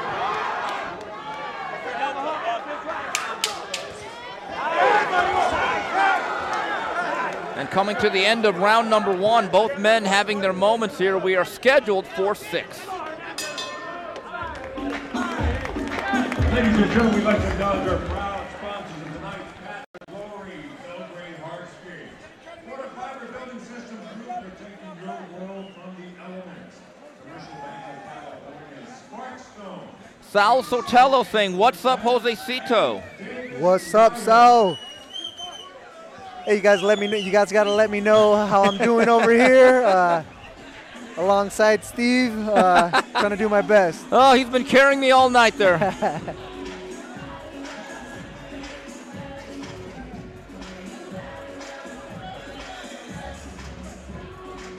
Linus SQ says on Twitter, Josecito Lopez and Abner Mars are the tenured professors at RJBA. Right, man. We're the, you know what? A lot of these kids, I can almost be their dads, man. And we have a couple young ones, man. Well, Josecito, you're 34, not 44. I wouldn't go that far. Hey, well, I would have had to have a kid in Mexican years. All right, we're off to the second round and a really good first round by both fighters.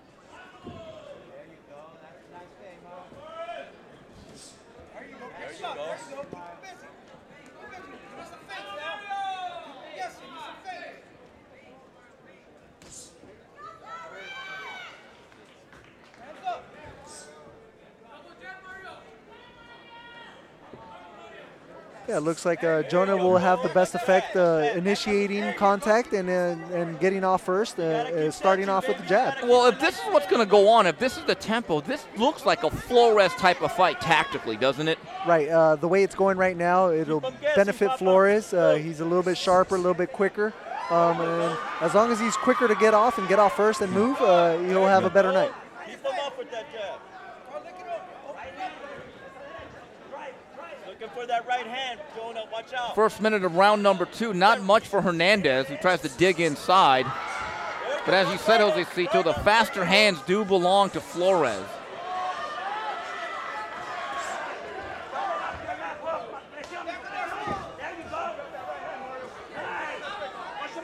All right, Mario Hernandez stepping on the gas in the second half of the round.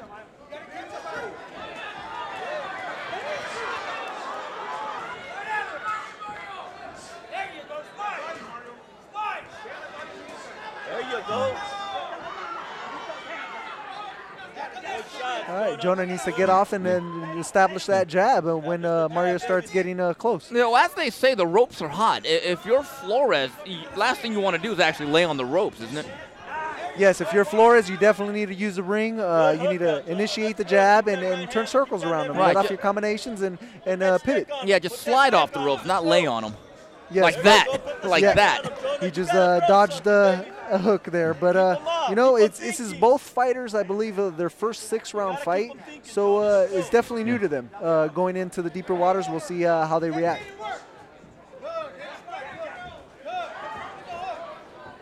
Back out with your hands up. Don't square up, huh? Catch and shoot, Jonah. As soon as he touches you, catch and shoot. There you go. There you go. Give me an angle after that combo.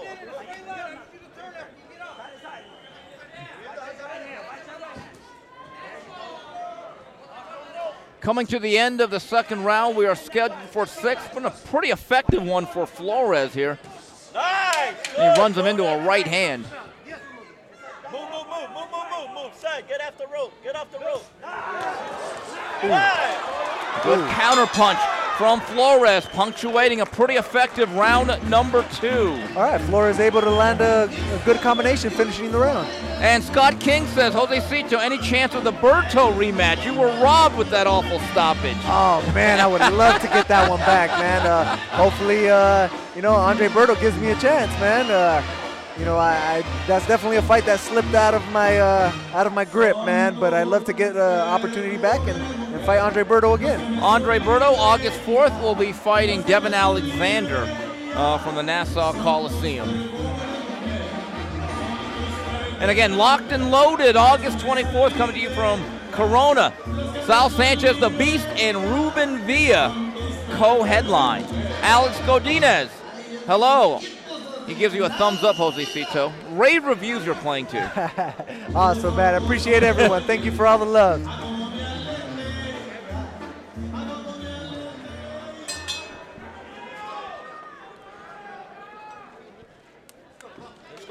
All right, we're off to round 3. Definitely 2 different style of fighters. One having a better time boxing from the outside, and one getting in there and banging is advantageous to him. Well, I think it's a tie fight. I think either guy makes an argument for winning one round. This has been advertised. Yes, coming into the 3rd round, it could be 1 round apiece. Yeah.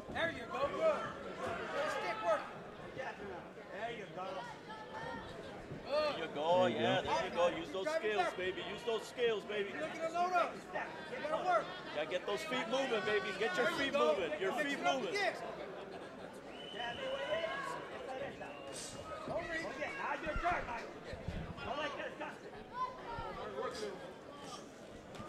There you go.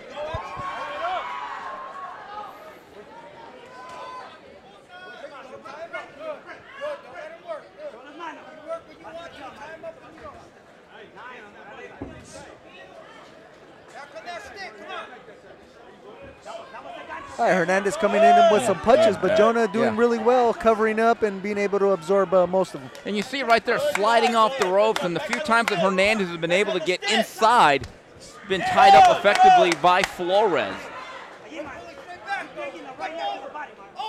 Step over, Jonah.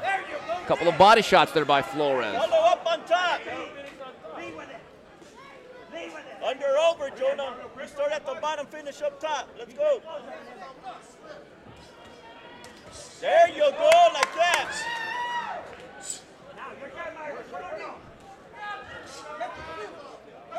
Would you say a 6-round fight, which is still considered a short fight, probably favors Flores based on the fact he's the quicker fighter that doesn't have as much power? He can kind of make this into a quicker pace fight at times and then, I don't want to say steal a decision, but a longer fight might favor the heavier-handed Hernandez, don't you think? I would say in most cases it would favor Flores.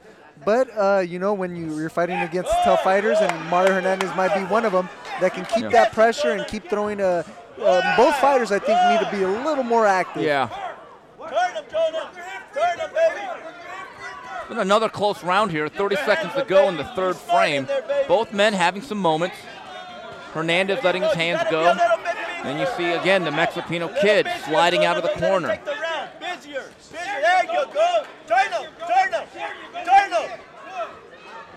Don't let him take the round, baby. Stay busy. Touch. Now Flores going into the southpaw stance. Jonah, you got to throw, baby.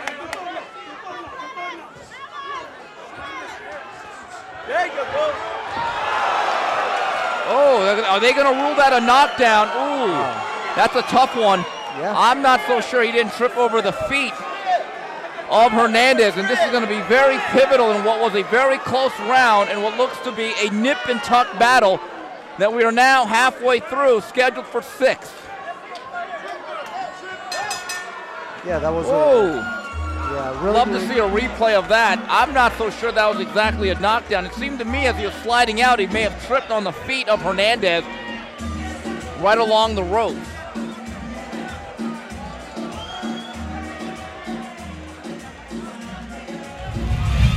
Let's take a look.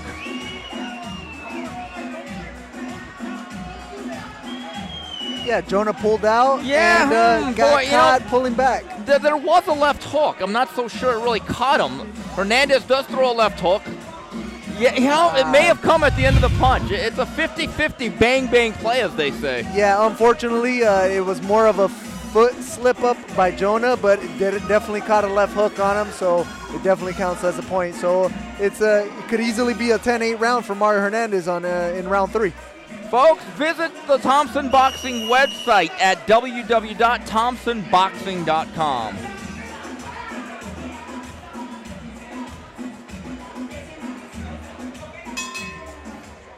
And we begin round number 4, and there has to be a sense of urgency now with Flores based on that late knockdown. Right, because of the last round, you got to have a little bit of urgency. In your mind at least, you have to think you're down, and you got to play some catch-up now. Jonah just has to be smart, initiate contact first when Mario Hernandez is coming in. Get off and turn him. He's a good boxer. You just can't stay on the inside too long. Hernandez now stepping up the pressure. Mario Hernandez knows what he has to do, and he knows he has to be inside Jonah's chest and really let some hooks. And he's a little bit more active in the first minute of the round so far.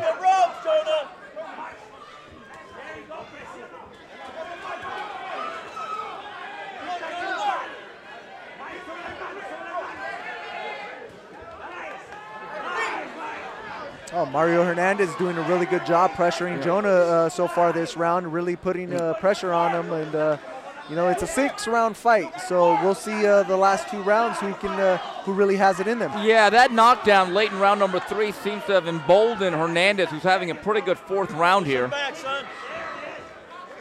Keep this in mind, Flores, 5 fights, no knockouts. So if there's a guy that's going to score a knockdown, it most likely will not be him. So if he's in a deficit, this is a bit of a problem. He does not really have the eraser. Come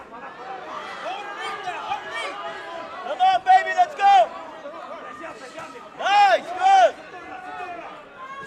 good. Mexipino with some good body shots, mixing it up, fighting his way out. Mario Hernandez making it a little rough inside, making him have a tough fight. But that's where he wants to be, though, isn't it, Hernandez? Hernandez wants to be in his chest, and he's going to get the best shots. Not always the cleanest, but definitely going to slow down Jonah. Oh, good uppercut on the inside by Hernandez. Hernandez having a really good 4th inning here. Come on, Jonah, let's go, baby. You got to work, baby. Let's go.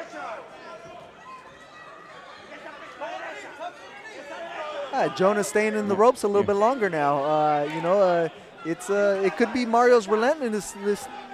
Relentlessness that's just really. And you can see the rope burns on the back of the Mexipino kid. Tactically, this fight has changed here in the 4th. Big round for Mario Hernandez out of Santa Ana, the little pit bull, being very, very dogged here. Now Jonah, Flores trying to work off the rope. Jonah with some good counter hooks up top. Both fighters fighting really hard. Both men letting the leather fly here in round number 4. And wait, that's a warning bell. 10 seconds. Oh, big mistake by Jonah. Mistook the 10-second bell for the final bell. Flores. Really fighting back last minute. Flores, but I'll be honest with you, I don't think he did enough to win that round, Josecito. Yeah, no, not quite enough. Finished strong, but not quite enough to win this round.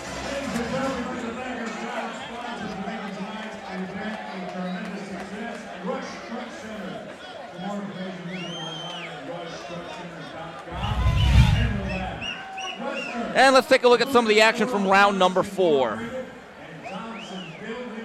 All right, right here, Jonah getting off the ropes, throwing some punches. Mario Hernandez adding that pressure in his chest. Really the spot where Mario Hernandez wants to be and is going to have most of his good contact.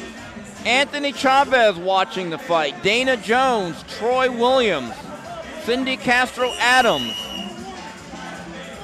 Nathaniel Gallimore, I believe, is a professional fighter. Nate, hello. Sonny watching the fight. And Khaled, thank you for joining us. And we begin round number 5. Hernandez and Flores, a battle of 2 young fighters looking to stay undefeated. And I'm not keeping a round-by-round score, but I get the sense with the knockdown that Hernandez is probably on top of the scorecards. Yeah, I would say Hernandez is on top of the scorecards. That knockdown, even though it wasn't technically a clean knockdown, it definitely got his hopes up and is fighting a lot stronger. Baby, there you go. That's what you I think this round, Mexipino really needs to get in the fight. I think this is the both fighters' first time seeing the 5th round, and you know, it's gonna really who wants it more and who can dig down deep, because they're both a little bit tired now. You gotta dig deep, Jonah. Let your hands go, baby. Let's go, Jonah. Dig deep, baby. Hernandez just steadily coming forward, letting his hands go. Let's go, baby. We're right next to the corner of Flores, and they're certainly asking for more activity from their man. Come on, Jonah.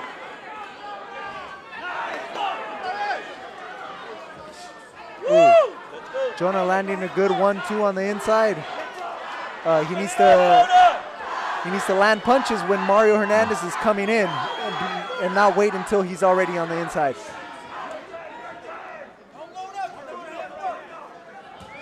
Ooh, that's a good right hook with Hernandez coming in. Yeah, you could see Flores trying to basically time Hernandez. He knows his movement. He knows the tempo he's going to come at. But again, Flores, not the heaviest handed fighter, not really able to dissuade Hernandez consistently from waiting inside. Yeah, more than just a one punch. He needs to throw combinations and then spin out. Put them together, Jonah. Come on, baby, let's go. Dig, baby. Come on. Dig, Jonah.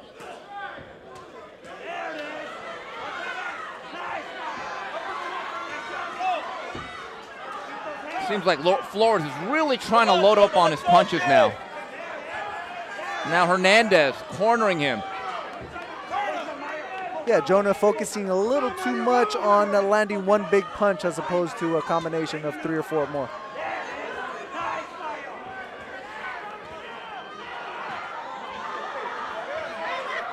Come on, Jonah, let's go. Left hook from Hernandez, right hand.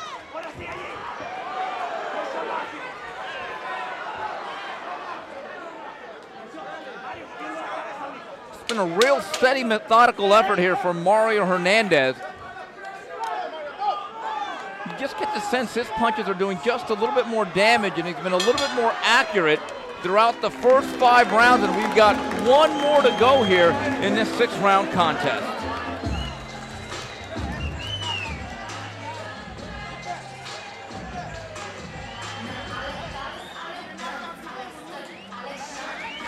Felix Juice Camacho says this is a good fight. Ernesto D, great action. Nene Zamora saying hello, as is J.L. Hernandez. Doubletree, Ontario, 1 more to go. This is the 6th and final round. You're not getting wet, are you? No, I'm all right.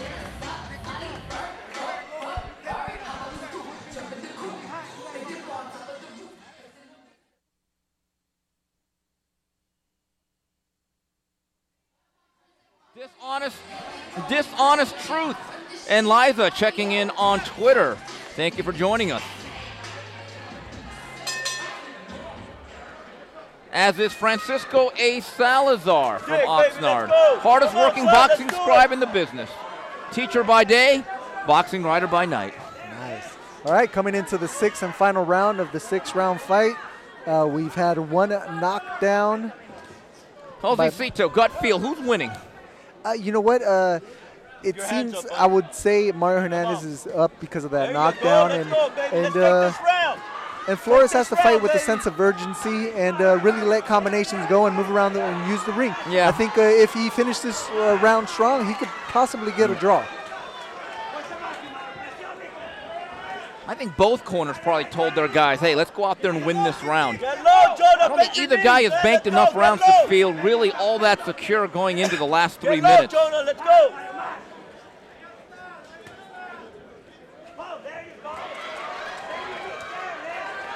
Come on, Hernandez Jonah, landing some good body shots. dig, baby, dig. Another right hand to the body.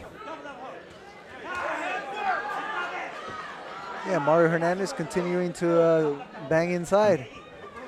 Jonah waiting just a little too long to let his punches go. I mean, look, we saw 5, 6, 7, 8 punches, 9 punches. That simply isn't going to get the job done. Mari Hernandez pouring it on here in round number 6. Flores finally answers back. Yeah, Mario Hernandez's game plan really taking effect, and that's being the fighter's chest, frustrate him, and land some hooks to the body and head. There you go. Let him go. Oh, Jonah landing a good big left hook. Didn't get too much of a reaction from Mario. Go to work. Pick him up, Jonah. There you go. Flores now ripping some shots off the ropes. Come on, baby. Does he have that big punch in his back pocket that could change the fortunes of this round number 6, most of which has been controlled, if not dominated, by Mario Hernandez? Jonah, let's go. Come on, Jonah. Come on, baby, let's go. Don't let him stop it, Jonah. All right, both fighters fighting with a lot on the line. Their undefeated record, 30 seconds left in the bell. Yeah, a lot on the line, but not much in the gas tank. You see Flores trying to rally here late. Flores really landing some good left hooks to finish the round. Take him out. Take him out, Jonah. Let it hang out. Let it hang out, Jonah. Let's go. Flores really letting his hands go to finish the round. Yeah, so who has the finishing kick here? It's been a good one between Flores and Hernandez. Go, baby, go. And there it is.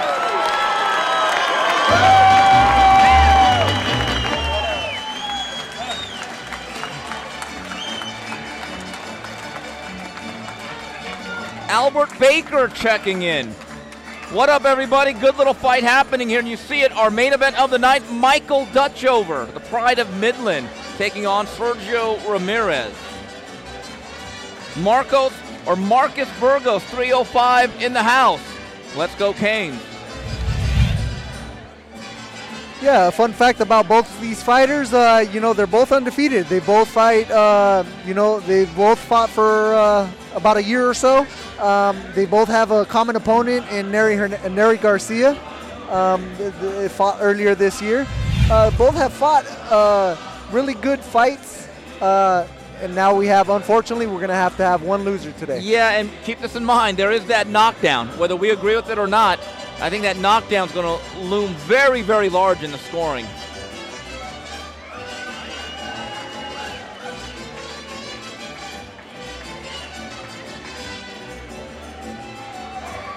Yeah, like I mentioned, both these fighters fought another fighter by the name of Nery Garcia, who also fought one of my stablemates, Luis Coria, in a good fight. So, these fighters really two different styles, man, and one was able to apply their pressure a little bit more than the other. All right, the scorecards are added up. Let's go up to Lupe Contreras.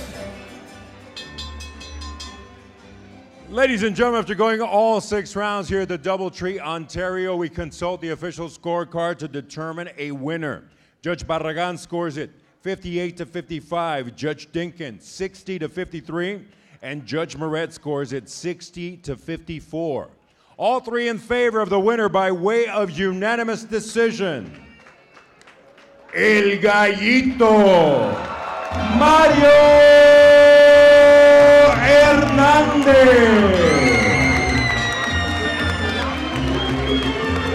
Okay, so 2 judges, Jose Cito, gave all 6 rounds to Hernandez. The other one, I believe, gave 4. So pretty clear victory for Mario Hernandez, who was simply too consistent, too busy, too active, and probably hit harder than his counterpart.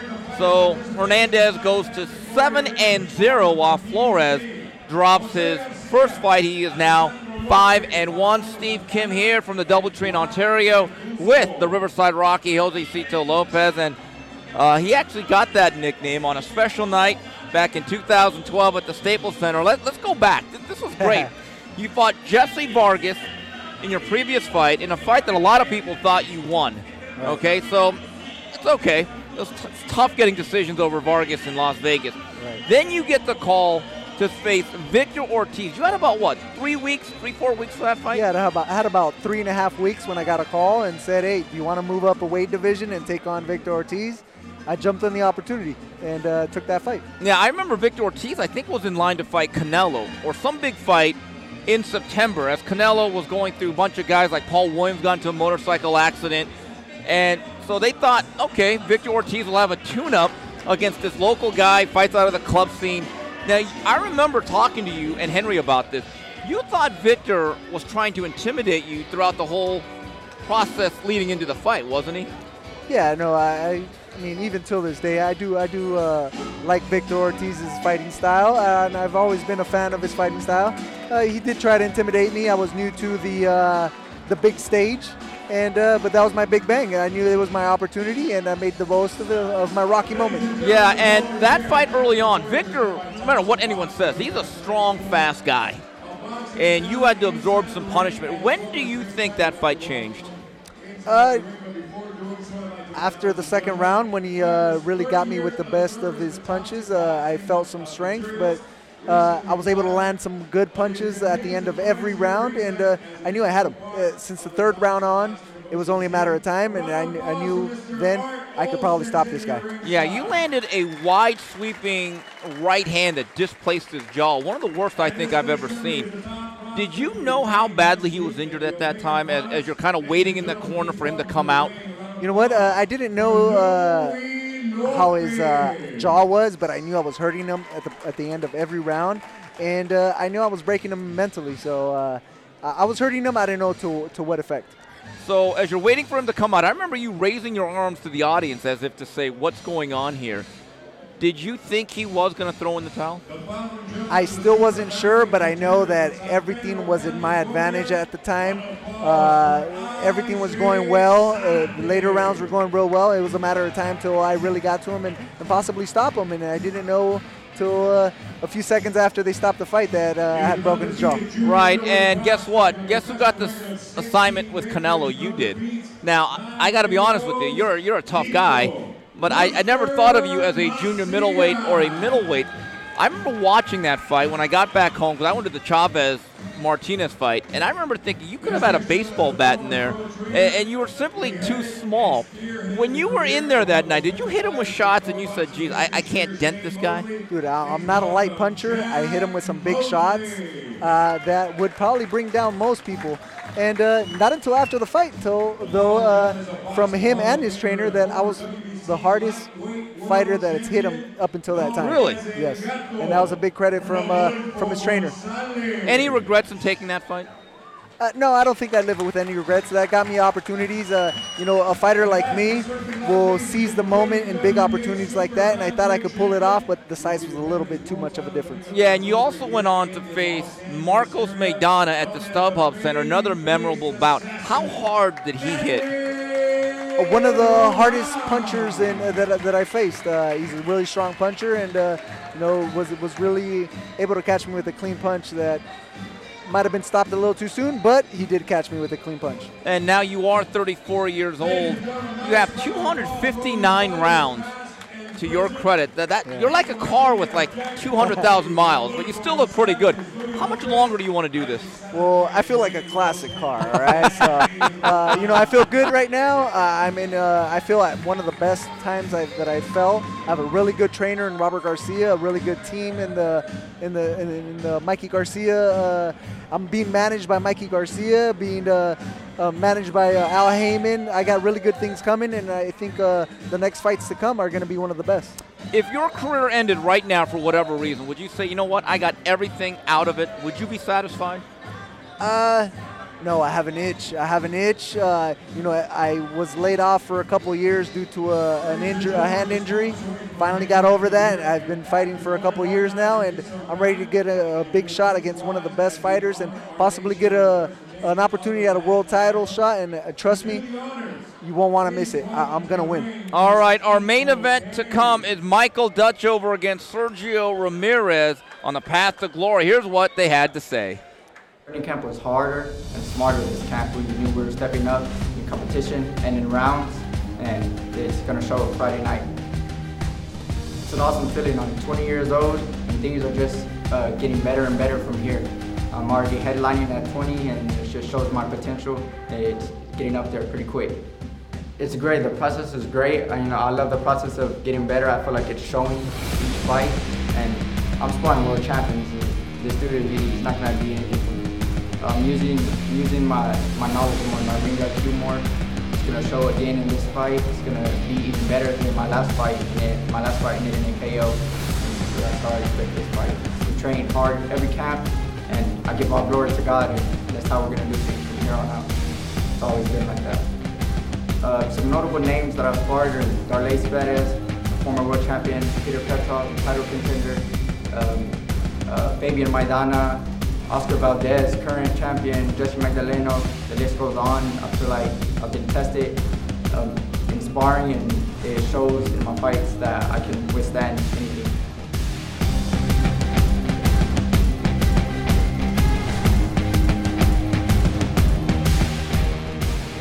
The preparation was tough, like always. We had an excellent camp. We were sparring 2 or 3 times a week. We were getting our cardio and our road work 2 or 3 times a week. We had some really tough sparring partners throughout the training camp, and it prepared me very well to go up against Michael Dutchover tonight. What we know about Michael Dutchover is that he's a strong, durable guy. He's 9-0, 6 KOs. We prepared for a tough fight, and we know that he's strong, he's capable, but we're ready for him. I have a fan-friendly style. I always come forward. I make things uncomfortable for my opponents. That's how I'm going to fight Michael tomorrow. It's going to be an in-your-face type of fight. This will be my 3rd fight on a Thompson boxing show. We won our 1st fight. Our 2nd fight didn't go our way, but we're very grateful and excited to fight tonight against a quality opponent. Gentlemen, entering the ring, Sergio Ramirez.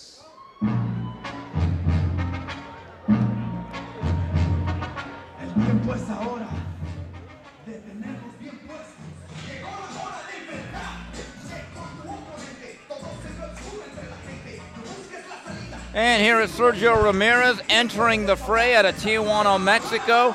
Keep this in mind, he has never been knocked out, and it's been a very busy campaign for him in 2018. Has already had 5 appearances. His last bout took place on June 9th, a 3rd-round stoppage of Brian Garcia. So ring rust for this guy, certainly no factor tonight.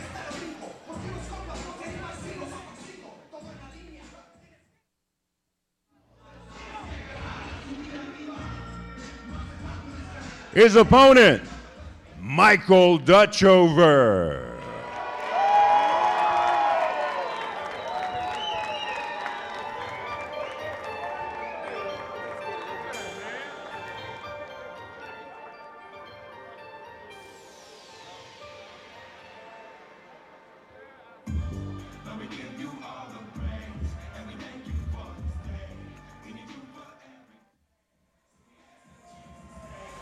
There he is, the pride of Midland, Texas, who has relocated to Southern California to train with that man leading him into the ring, Danny Zamora. And you ask him just some of the names he has sparred with out here in the Los Angeles area.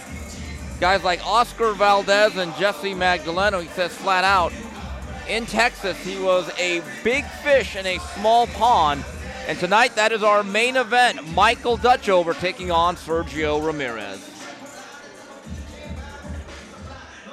Ladies and gentlemen, we continue with Path to Glory, presented by Thompson Boxing Promotions. This bout, 8 rounds in the lightweight division. Our judges ringside, Dr. Lou Moret, Marty Dinkin, and Rudy Barragan. At the sound of the bell, the referee, Ray Corona. And now, Ontario, California, here we go. This is the main event of the evening. We find out quién es el más macho. Introducing first, the fighter standing in the red corner. He enters the ring wearing gold with black trim. When he stepped on the scale, he weighed in at an official 132 1/2 pounds. In his 7th pro bout with 4 victories against 2 losses, all 4 victories coming by way of KO. Puro Tijuana, Baja California, Mexico. Sergio El Fénix Ramirez. Across the ring in the blue corner, wearing blue with silver trim, he weighed in at an official 133 pounds. And he enters the ring an undefeated professional with 9 victories, 6 of those victories coming by way of KO. Fighting out of Midland, Texas, Michael Dutchover.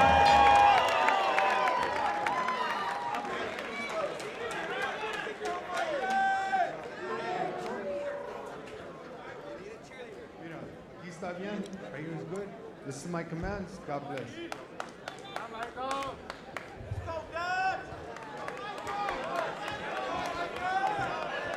Tail of the tape, Michael Dutchover, 20 years old. He has a 3-inch height advantage.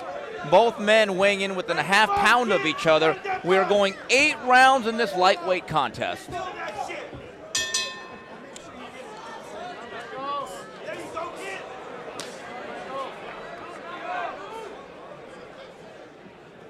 Dutchover from Midland, Texas, about 5 hours from Dallas, and obviously a Cowboy fan, judging by his trunks.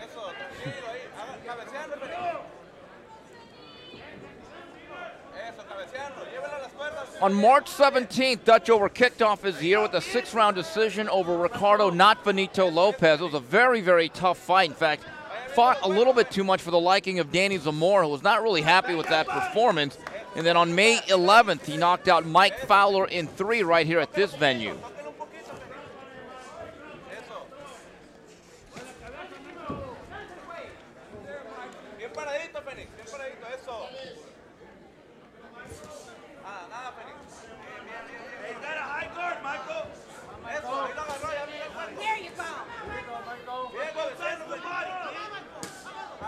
Left hook to the body. And Josecito, one of the things that Zamora really stresses is controlling things with the jab, and he says about Michael Dutchover, wants to make sure he doesn't fight too much, wants to incorporate a little bit more boxing. It's always that fine balance, isn't there?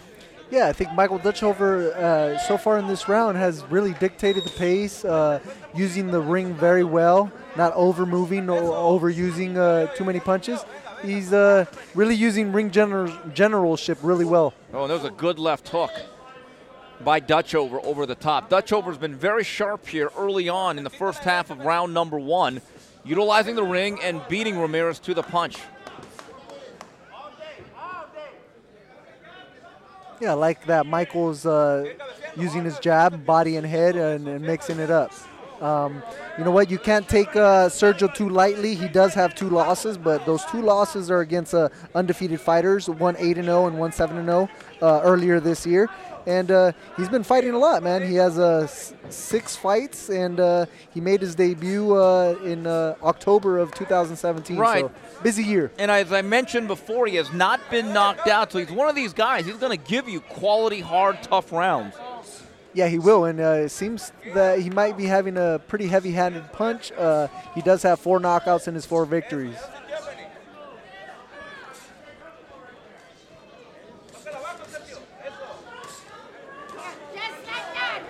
Michael really trying to dig into the body and slow down a little bit of Ramirez's output.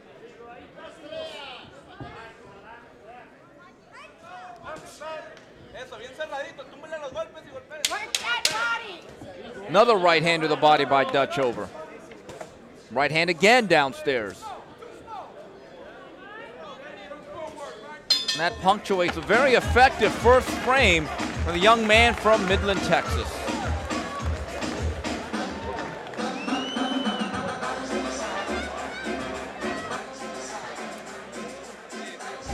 Going back on Facebook, Rudy Hernandez and Emilio Sanchez are watching. Evening, gentlemen. All right, we're looking at the replay. Michael Dutchover really made good contact in this round, really got attention to Sergio, and dictated the pace of the round. Used the ring very well and was able to get off the better shots. And Mariah Morin saying Midland in the house. Praying for a good, safe, clean fight. Carlos Duenes, Team Phoenix, checking in. Jay Nahar is watching. Welcome aboard. Gerardo Asuna checking in. And we begin round number 2 here, scheduled for 8 in the lightweight division. This is the first 8-rounder for Dutchover, who was co-promoted by Banner Promotions and Thompson Boxing. Oh, Michael Dutchover off to a good start in this second round, really using the distance quite well and landing some good shots to the body.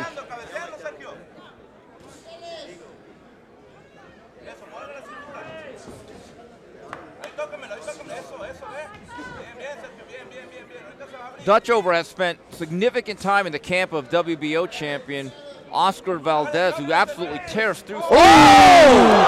Whoa! Over right hand, landed clean on the button and puts him down. It looked like he feinted with the jab low and a right hand over the top. And a man who has never been stopped has been knocked out cold. Michael Dutchover lands a good hook, right hook to land right on the button for Sergio Ramirez and goes down for the first time.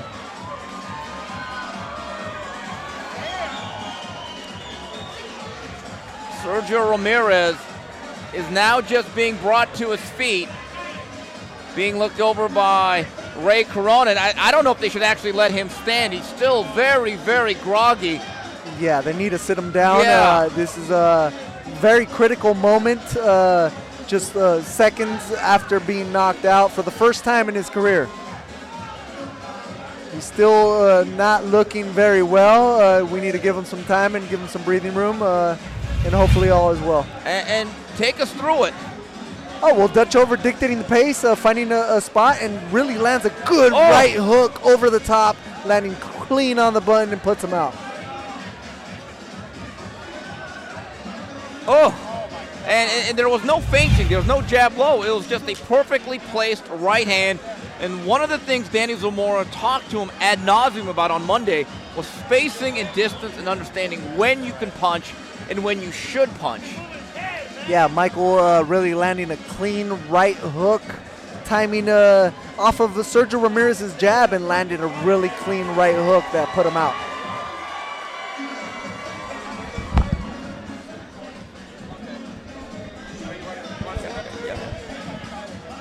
All right, we've just gotten word that Michael Dutchover, who's run his record to 10-0, will be joining us. An emphatic end to the night.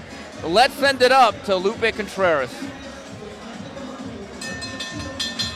Ladies and gentlemen, this fight comes to a sudden and dramatic end with an official time of 43 seconds of the second stanza. Your winner, by way of knockout, still undefeated, Michael Dutchover.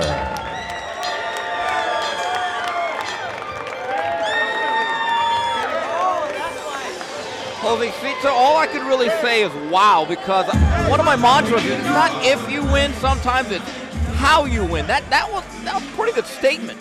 Yeah, Michael really making a statement, landing a really good, strong, clean right hook, and that really put Sergio Ramirez down and down for the count. That is Dutchover's 7th stoppage.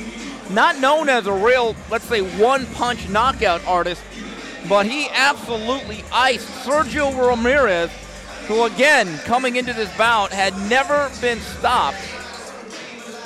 Yeah, Michael Dutchover really making a statement today and really putting his city and state, Midland, Texas, on the map. And you know what? He's a prospect and a force to be reckoned with. Yeah, he certainly had the mojo tonight. Midland must be very proud of that young man.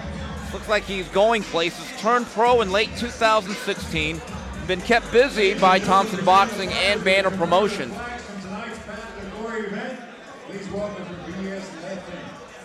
Going back on Facebook, Rokas wants to ask, Josecito, if you call out one of the welterweight champions, who do you want? One of the welterweight. You know what? I want a championship. I want an opportunity at a championship, so I definitely have to pick one of the world champions. You know what? I think... I would really like any fighter. Okay. But I know somebody's going to be needing a fight pretty soon, so I'm up for the task. All right, so you don't discriminate. Have belt, will want. Yes. And again, we are waiting for Michael Dutchover, that young man, to come over and speak to us. He ended the night quickly, dramatically, in a little bit frightening fashion. A single right hand over the top. He was looking very sharp, and he ends it just like that.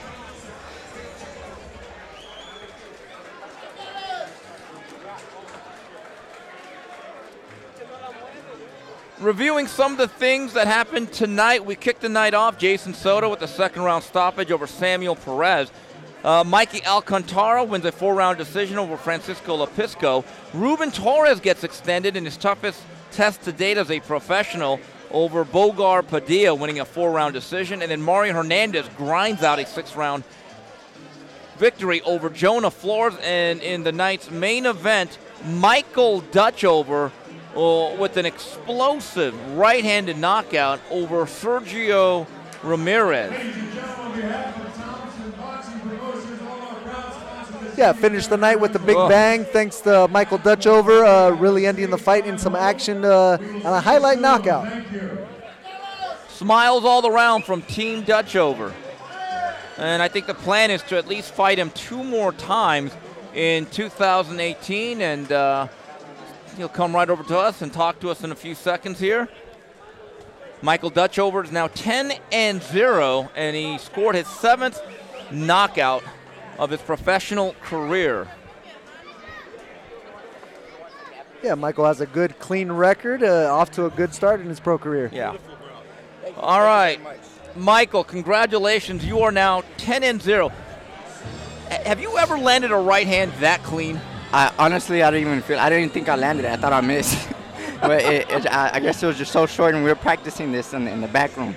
My coach was telling me, boom, and then bring it up top. And my problem is I was coming too short, and it came just enough, and I didn't even feel it. So this is what he talks about, right? Distance and spacing, right? Yes, and that's the part of the game plan that I think I'm implementing more. I'm learning more, and this felt great. I'm ready. It makes me want to get back in the gym already. Let's take a look at the replay. Take us through it, Mike. I wanted to start off and get my distance really fast, so I started jabbing to the body. Oh man, that was nice. And that's something my coach wanted me to start off with the jab, get my distance. Michael, you're only 20 years old. Can you feel your man strength coming to you? I feel it. Yes, I do. I feel it whenever I'm sparring. I'm sparring guys that are bigger than me, and I'm handling my own, and I have top-notch sparring, so I feel that's good.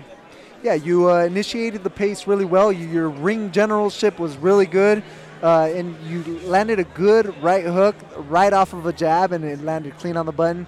It was night-night for our guy Sergio Ramirez. Did you know he had never been stopped? Yes, I did. I did my homework on him. I know he's had went the distance with 2 good prospects, so I wanted to make a statement tonight. So on that particular punch, it's like baseball. You weren't trying to hit the home run. It just came right to you. It just came, and that's one thing we've been working on, because I try to go in there when I first started and just try to knock guys out, because, I've used to fight with heart, but now I'm fighting with skill, and that's one thing we've been working on, and I feel like it's showing now. So with the fight of this nature, I'm not going to say it was easy. It was short. There is a difference. Yes. When do you want to come back? I'm ready to come back. I told my coach that felt good. I feel like my game is getting better and better, and I'm ready to get back in the gym Monday. So whatever my promoters want and my manager we decide on, I'm ready to go. Yeah, you're off to an active start, which is real good, and get you right back in there. You got a really short fight tonight. You did really well. A really nice knockout, man. You showed abilities, and you definitely have a future. So keep things going, keep learning, and get in fights like this, and you're going to learn a lot from it. Thank you, Josecito, and that's a pleasure to hear from you, because I know you're a champion. You trained my coach Daddy before, and it's great to hear that from you. Oh, no problem, you're an inspiration to me. I definitely see your abilities, and you're a force to be reckoned with, man, and it's only a matter of time till you get your shot. Thank you very much, Josecito. Now, Michael, how long are you going back to Texas? You're going to go back to Midland for a quick spell and then come back? What are you going to do next couple of weeks? I'm back in training this week. So. You've taught him well, Danny. You've taught him well. That's a hungry fighter. Congratulations. Yes, sir. I'm hungry. God has me on a mission, and I'm going to keep going until I fulfill it. Okay, thank you very much. Okay. All right, there he is. That's the man who stole the show tonight. Michael Dutchover is 10-0, scoring his 7th knockout. I got to be honest with you. I thought we were going to be here for a while. With the highlight reel knockout. We're going to leave before 11 o'clock. I mean, in Sacramento, we broke curfew.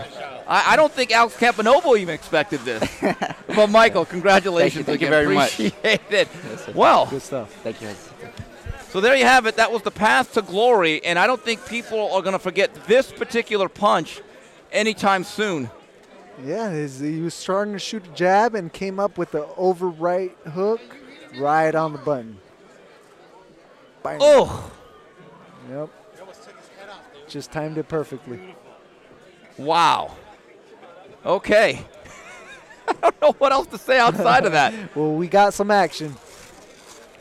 All right, well, listen, that's our show for tonight. Once again, Michael Dutchover really making a statement, going to 10-0, scoring the highlight reel knockout over the usually durable Sergio Ramirez in 2. Jose Cito, best of luck, and we look forward to seeing you in the ring in the fall, right?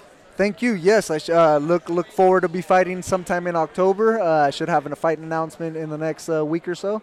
But I'm in preparation and look forward. All right, on behalf of Thompson Boxing and the rest of the crew that made this show possible behind the scenes, this is Steve Kim saying, till next time, goodbye, everybody.